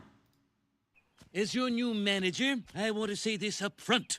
No one is assured a spot in the starting lineup. I don't care if your name is Steve Sachs or Daryl Strawberry or... Smithers, what's one of the bad players' names? Homer Simpson, sir. Or Homer Simpson. Where's Kenny Griffey Jr.? Beer, from now on, you'll all be drinking this. It's a brain and nerve tonic, rich in proteids and electromagnetic juices. It promotes robust health. Of course, it has been known to cause gigantism, but only in rare cases. Try some. Wow, it's like there's a party in my mouth, and everyone's invited. Excellent. Now, let's begin our training, shall we?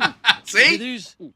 There you go. That is the ideal brain tonic. Oh my God. Coca-Cola. God, these go on forever. Hey! Free clothes for fat people. Now, Lane Bryant is still around today. That's the Thornton Mellon's big and tall fat store for women. You get the plus size clothes and stuff from there. But, yeah, an advertisement for free for chubbies. Chubbies. A little harsh. True, but a little harsh. I wonder how many people actually saw this ad in a newspaper and were like, ooh, we've got to take Diane to Lane Bryant. They've got big girls' clothes on sale. Oh, Lane Bryant. Oh, yeah, there's a lot. But this is an actual 90s advertisement. That's a Game Boy. So,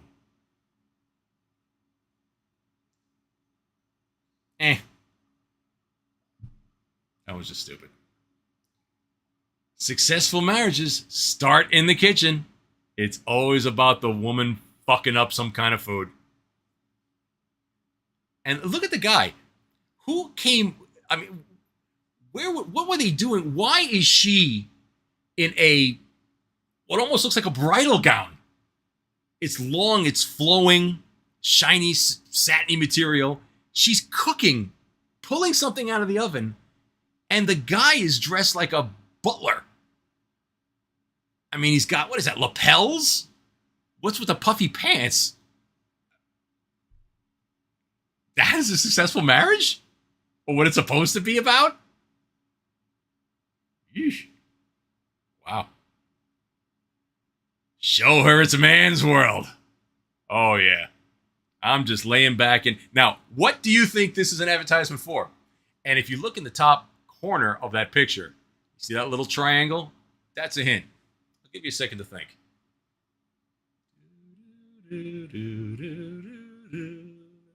Time's up. That's an advertisement for neckties. The guy's sitting in bed with a big bunch of fluffy pillows, nice white button-down dress shirt, and a tie. And his wife is on her knees giving him breakfast or a meal in bed.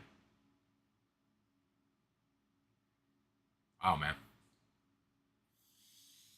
Boy, times changed. How many of you have actually had breakfast in bed in your lifetime in these days? I don't even think anybody owns the tray anymore. I have a laptop thing for bed that comes out. It's got a little light on it that I bought years ago. I don't think I ever used it.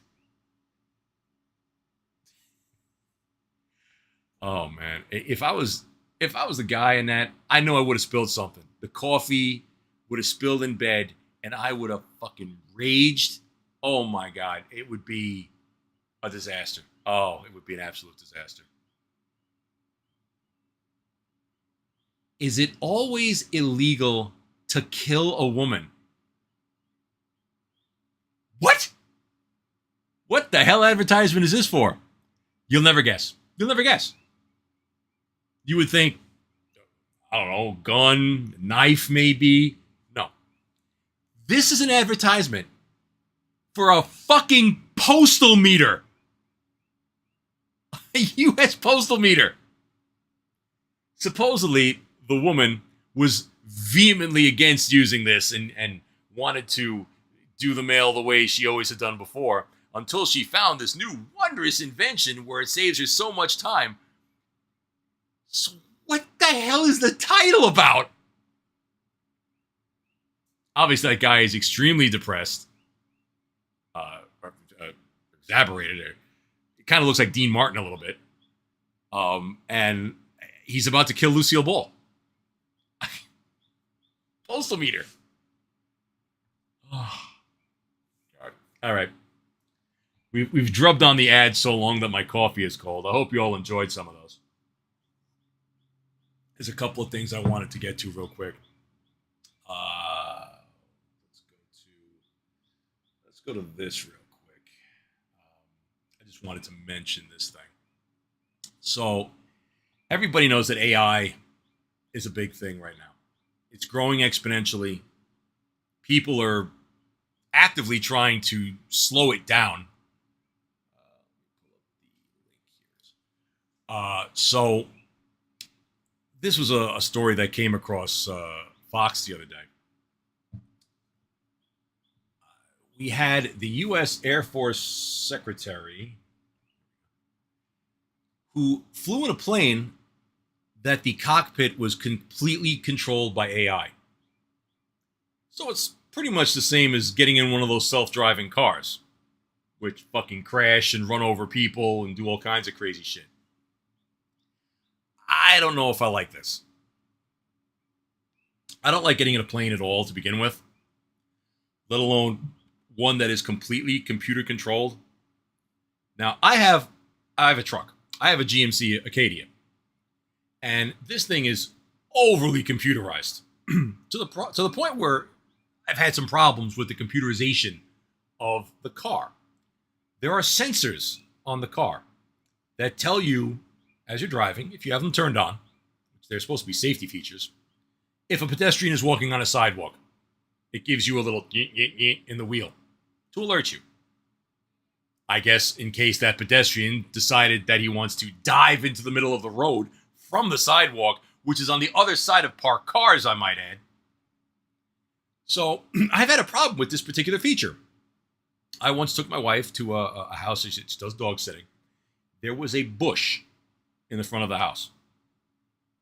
And where this is, there's no sidewalks. It was right on the edge of where the curb is. So we get into the car, we're about to pull away. As I pull 5 feet out, the whole car jams on the brakes. You're pushes us forward because it thought the bush, I guess, was a person. And they were coming into the street. So it stopped the car. Hard. So that's not with AI. That's just a computerized module in a car. So if the AI in a plane is a computer and is figuring out and doing all these things, speed, all that stuff, what would happen if another plane came in the vicinity of the AI?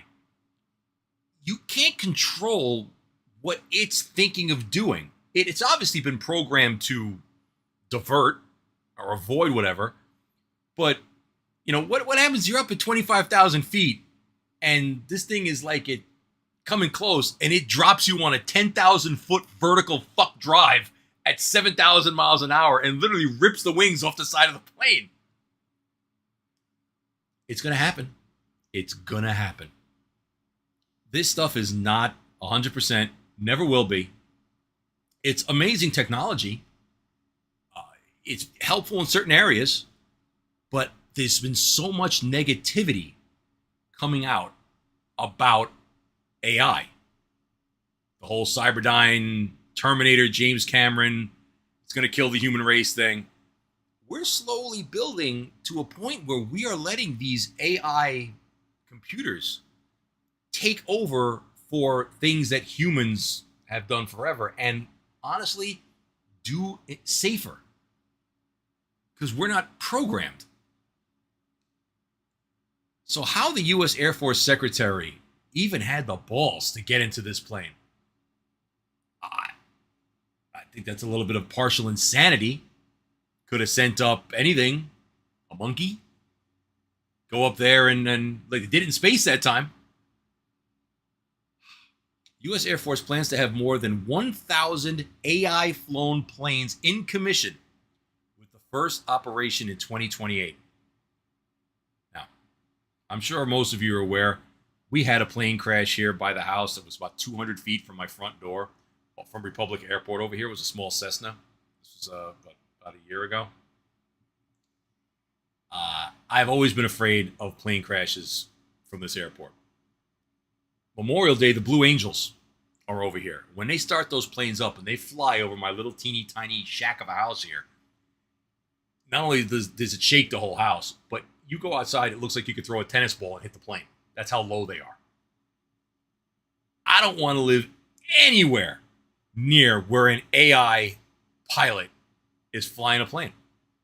Now you could say, sure, they've had autopilots and stuff for years, but this is different. Autopilots are not AI. AI is more of an overall decision-making, pulling the human out. Like, what happens if the AI fails? What's the backup? A backup AI? You know, we have 2-3 pilots in commercial airlines for a reason. Not only is it redundancy, but, you know, if there is a problem, they handle it differently than a computer would. A computer can't see all of the issues at hand. Human brain is different in that aspect. So I don't know if this is going to be a successful thing. I really don't. U.S. Air Force Secretary Frank Kendall rode in the cockpit of a fighter jet on Friday, which is great. Let's start out by putting AI in a plane that's $72 billion. An AI-controlled, F-16. Now look, I have more faith in Anthony flying the plane with his drone controller than I do an F-16 with AI. At least he soft landed it into a tree. What would the AI decision be? Who's programming this? Is it actual program decisions into the AI, or is the AI just, doing it off the cuff? They flew over the desert in California, and it was controlled by AI. Last month, Kendall announced his plans to fly in an air-controlled F-16 to the U.S. Senate Appropriations Committee. I'm sure they love that. That Appropriations Committee loves spending money.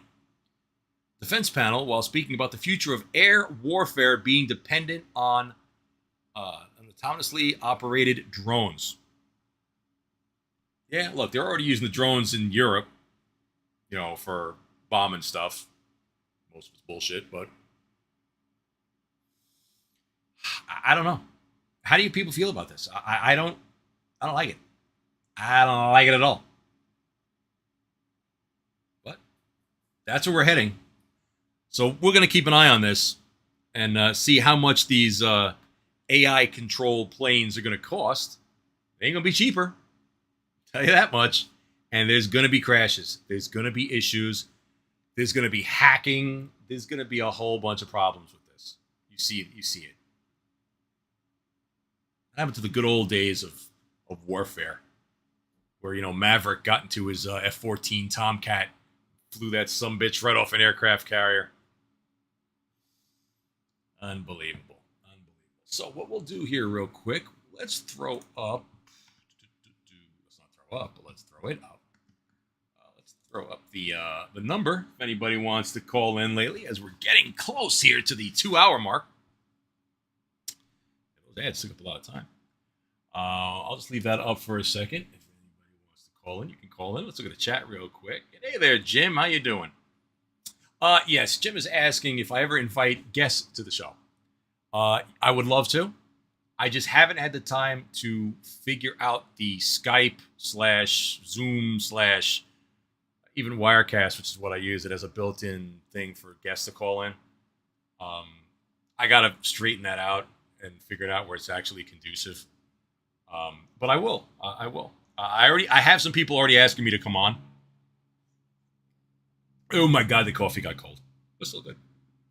Uh-oh, we got a call. Let's see what we got. From Rex Kramer. Oh, ladies and gentlemen. To accept, press 1. To send a voice. There we go. Hello, Rexy. How are you doing? Hey, Chris. How's it going? It's going good. It's a Saturday.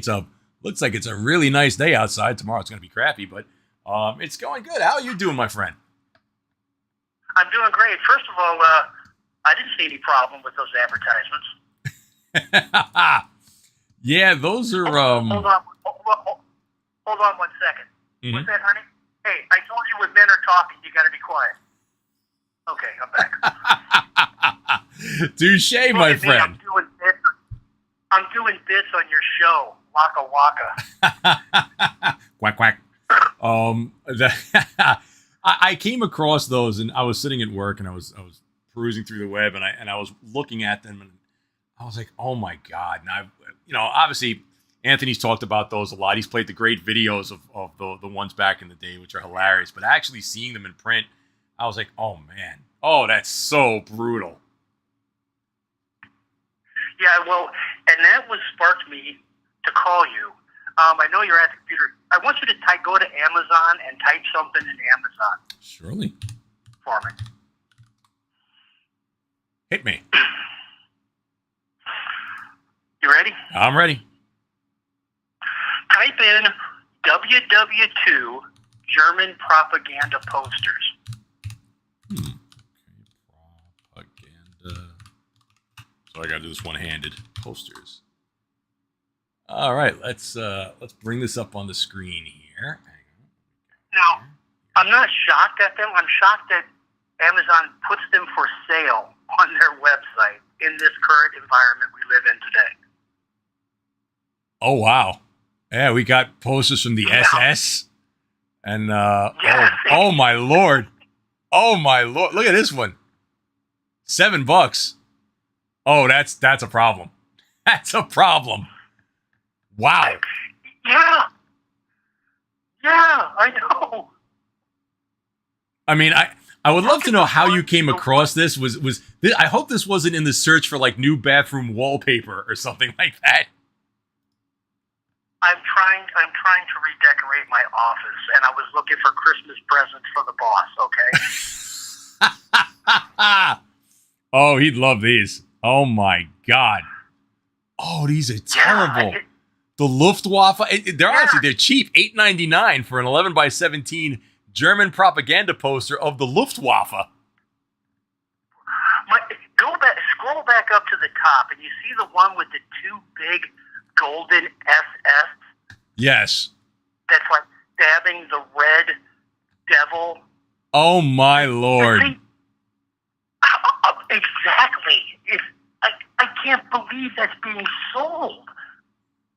Wow. I'm shocked as well. I wonder if Jeff Bezos actually knows this. This is, ooh, my Lord. Why would you want any of this stuff? And, oh my God. Exactly. I mean, I understand. There's a ton of them on here too.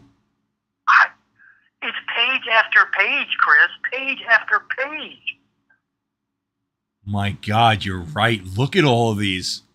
Holy crap. Wow. This is shocking. This is honestly shocking. Yeah, I know. Look at this old. Look at the kid who was dressed like a Boy Scout and grew up to be a man in the SS. Oh my God. Oh yeah. Yeah, I mean, well, I guess we had our propaganda posters during World War II. Buy war bonds, loose lips, sink ships. Oh yeah, I guess the Nazis did. I think one of the most hilarious ones that propaganda-wise that I ever saw was the Popeye cartoon. You're a sap, sap, sap, Mr. Jap. Oh my God. I'll probably play a second of that. Let me see. The only ones better than that were the Three Stooges ones. Oh, yes. Three Stooges episodes. Mo dressed up like Hitler. Oh my God. Let me see. Yep, here it is. Popeye the Sailor.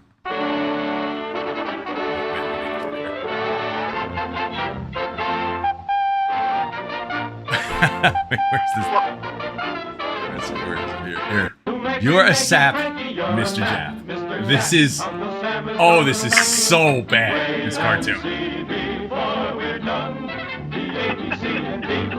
Complete war propaganda from the, I guess this was what, 40s, early 40s, late 30s. Got to be probably 41, 42 up here. Here's the Japanese ship. Look at the, oh my God, this is so bad. This is so bad. Look at the Japanese guy. Oh, this is terrible. Oh my Lord. Yeah, so now this was. Now you know where Mickey Rooney got his ideas when he did Breakfast at Tiffany's. Oh, exactly. He looked exactly like that. You're completely right. Which is one of the most horrific One of the most horrific things that you could watch is that Mickey Rooney movie.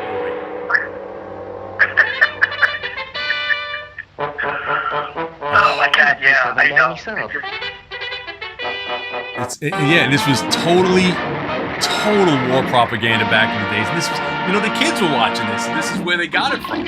Just unbelievable. And you talk Popeye, Bugs. Look at all the Bugs Bunny cartoons. Oh yeah, that were like that too. Oh yeah, the Bugs Bunny cartoons though, they also went completely racial, like more racial than this. Yeah. With the blaxploitation cartoons that were, the big lips and the way they were drawn back in the 30s and 40s was really, really awful. That stuff was, man, you come home 3 o'clock. Look, even when I was a kid, 70s and 80s, that stuff was still on TV. They only took it off, I'd say, probably in the 90s. They removed it off television. Yeah, somebody woke up and was like, "Oh, this isn't good." Yeah, because I was growing up in the 70s, I watched it all the time, and it was still on in the 80s as I was a teenager getting older, it was still on. Yeah, and look, we would laugh about it, and it was still hilarious to this day. But obviously, if you're, in that, that ethnic background that they are talking about, I sure as hell can understand why you'd be upset at that, and why they had to be pulled off. But wow, yeah, it was absolutely.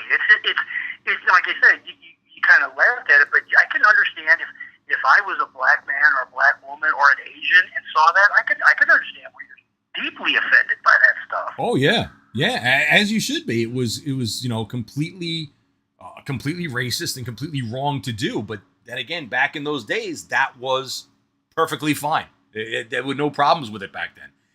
As soon as you notice that a lot of this stuff came off when the internet evolved.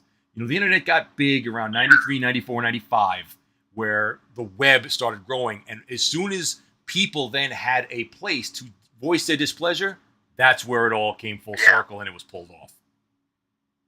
Well, and like it's been said a million times, but when people realized they could gain some fame by you and fighting a good fight and doing all that jazz, sure, it became really popular to censor all that stuff. Yeah, totally. Oh my God, I haven't seen that Popeye video in a while. It's so fucking bad. But I cannot believe this. I've never seen this on Amazon. I never thought to look for it. These war posters and propaganda from Germany back in the 40s. I can't believe they're being sold. I came across it last night. I was looking for photographs of World War II aircraft, Corsair, PBYs, B-29 bombers, stuff like that. And that just happened to be, when you're scrolling down the page in there, and I'm like, I can't believe they're selling this shit.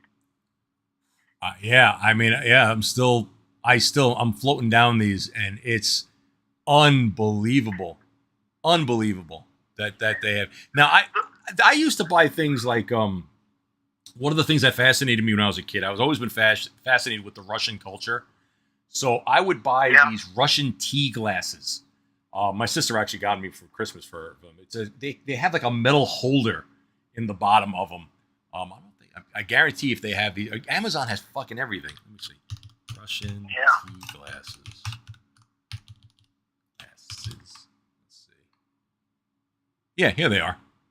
So I thought they're really awesome. It's a cool design glass, but it comes in this metal holster that the glass comes out of.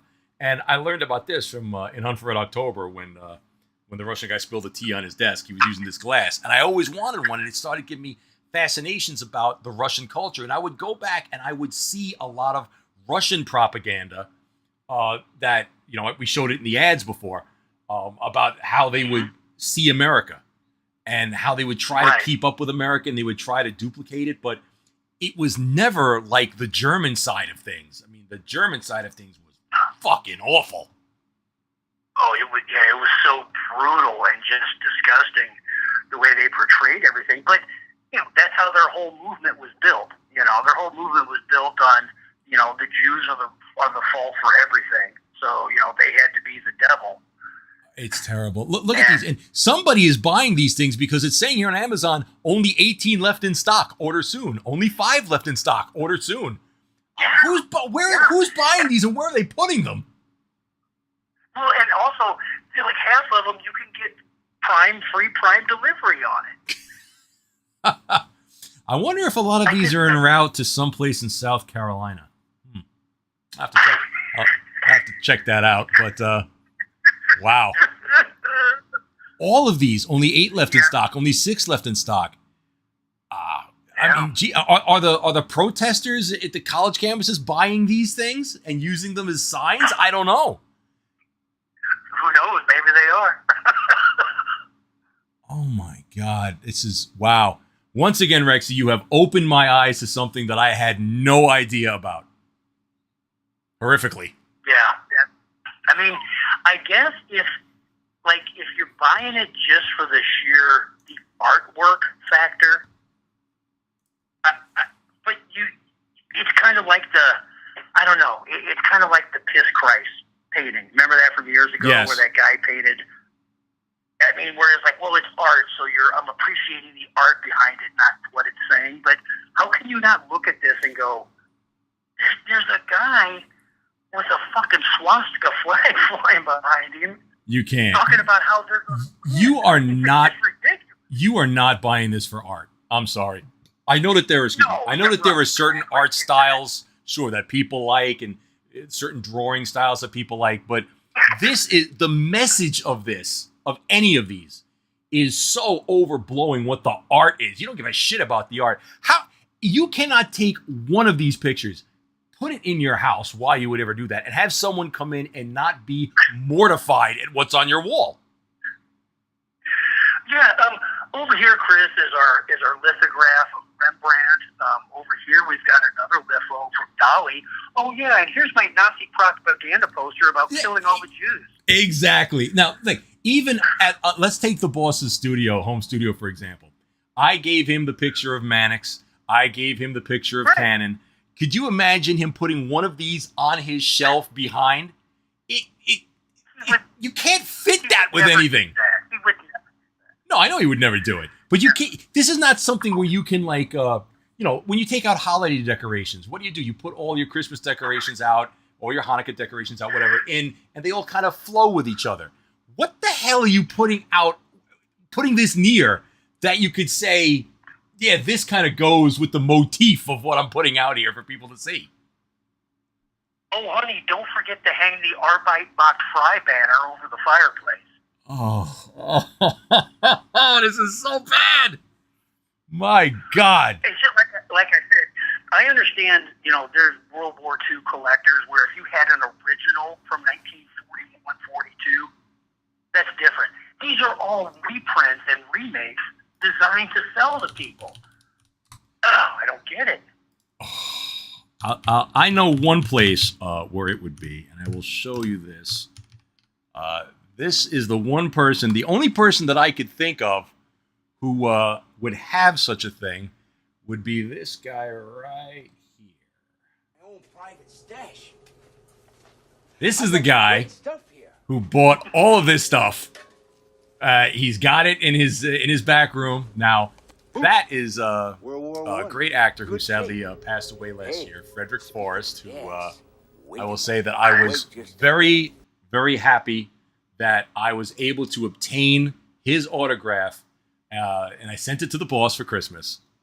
He was a great, great man. I called him on the phone. We're talking about the actor, folks, not the guy he's portraying in the movie.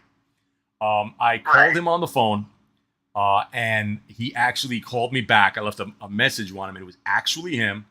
Again, his name is Frederick Forrest. He was also in Apocalypse Now. He played Chef in Apocalypse Now, among other things. Okay, yeah. And he was 95 years old or something like that. And I got a picture of him off eBay of a character in the movies, and I sent it to him, overnighted UPS to his apartment in California. He signed it to Anthony, and I sent it off. It is one of the greatest things. I saved the voicemail, actually, of him, or not the voicemail. My wife has the phone call on her phone. We were in the car when he called me back, and I was talking to him. Extremely nice man, but yeah. So this is the role that we laugh about.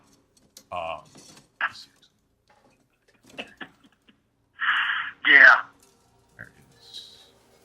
You know what was in this? Zyklon B. You remember what the Nazis had? So yeah, this was he has all this propaganda in the back of his shop. This was used, man. It's really used. Just horrible. I have to wonder, and I wasn't going to ask the guy. I was like, think about it. Do you regret playing this role? He would probably say no, because it's just a role. It's nothing to do with the man. But this is kind of what he got known for after the fact, especially today. If you watch this movie, it's really an absolutely brutal fucking role to play.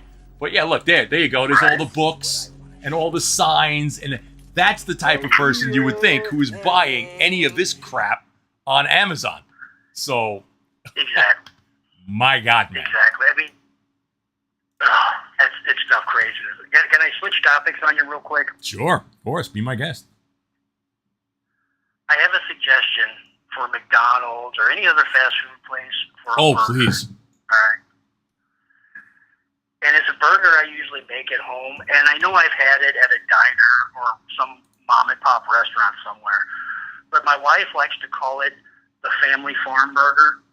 And I take like a quarter-pound burger. Okay. You put some bacon on it. You've already got me at the house, but keep going. All right. And then, of course, cheese. And then, of course, you got to put a fried egg on top of that, like you had talked about. Very nice. Texas burger. Keep going. Yeah, okay. And then on top of that, you got, of course, your onions, your tomatoes, your lettuce. Mm-hmm. And you put your whatever condiments you want to put on it. Right.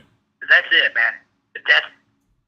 That's the king burger right there. That's the best burger I think I've ever had. You'll never get a better burger if you first of all, making it yourself. It's going to be juicy. It's going to be tasty. You're cooking it to your liking. But yeah, get that fresh chopped meat. And that egg is an unsung hero. I only got introduced to the egg on the burger about 4 or 5 years ago. I was at the diner over here behind me, and they had it. It's called a Texas burger. And I was like, oh, I'll try that. I love eggs. I love eggs.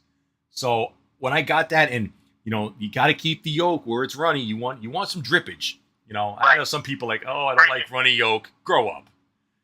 You cook. You let that yolk drip. Oh my God. Yeah. I am so having a burger today. Oh, right when the show's done, I'm getting a burger. I want a burger. Oh. Good stuff. Absolutely. Good stuff. Absolutely. But that's it. I've ruined your show enough. I'm going to let you go. Rexy, once again, my appreciation cannot be measured on the stuff that you bring to the show. I love you. Thank you so very much. Call anytime. You're always welcome. And one day, I'm going to get you on here as a video guest as soon as I get that fixed. So, would love to have you on.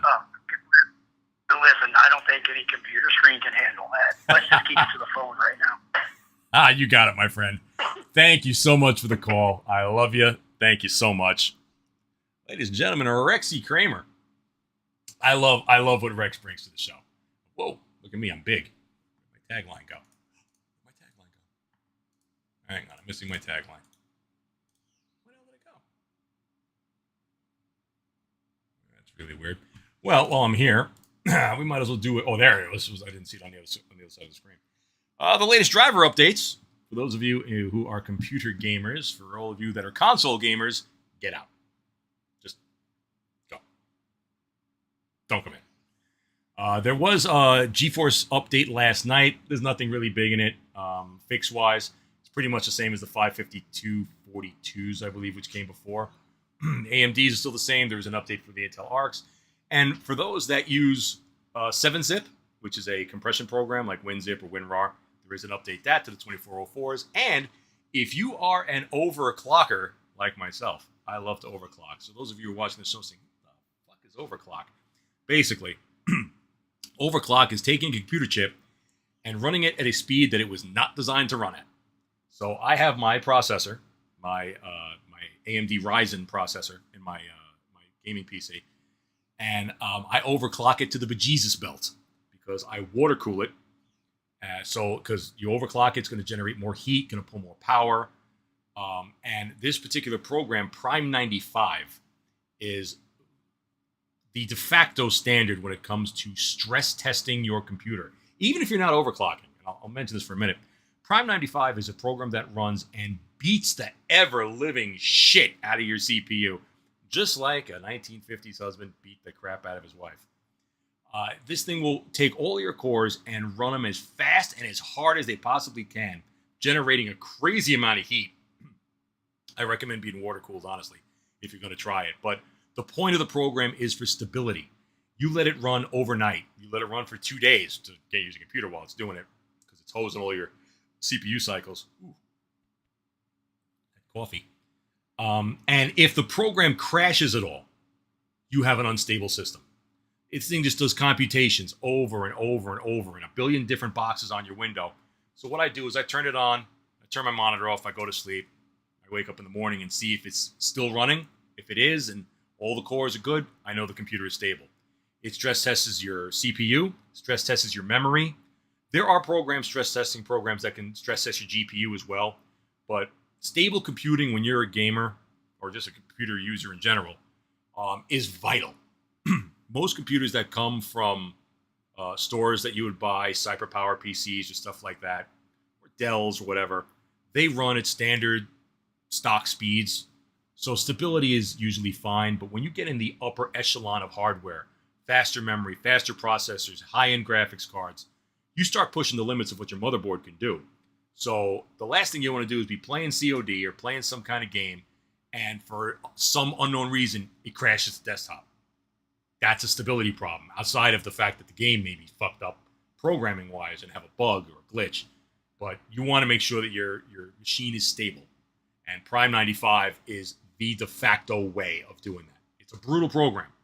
It's very easy to use. Maybe one day I'll show it so you can see what it's like.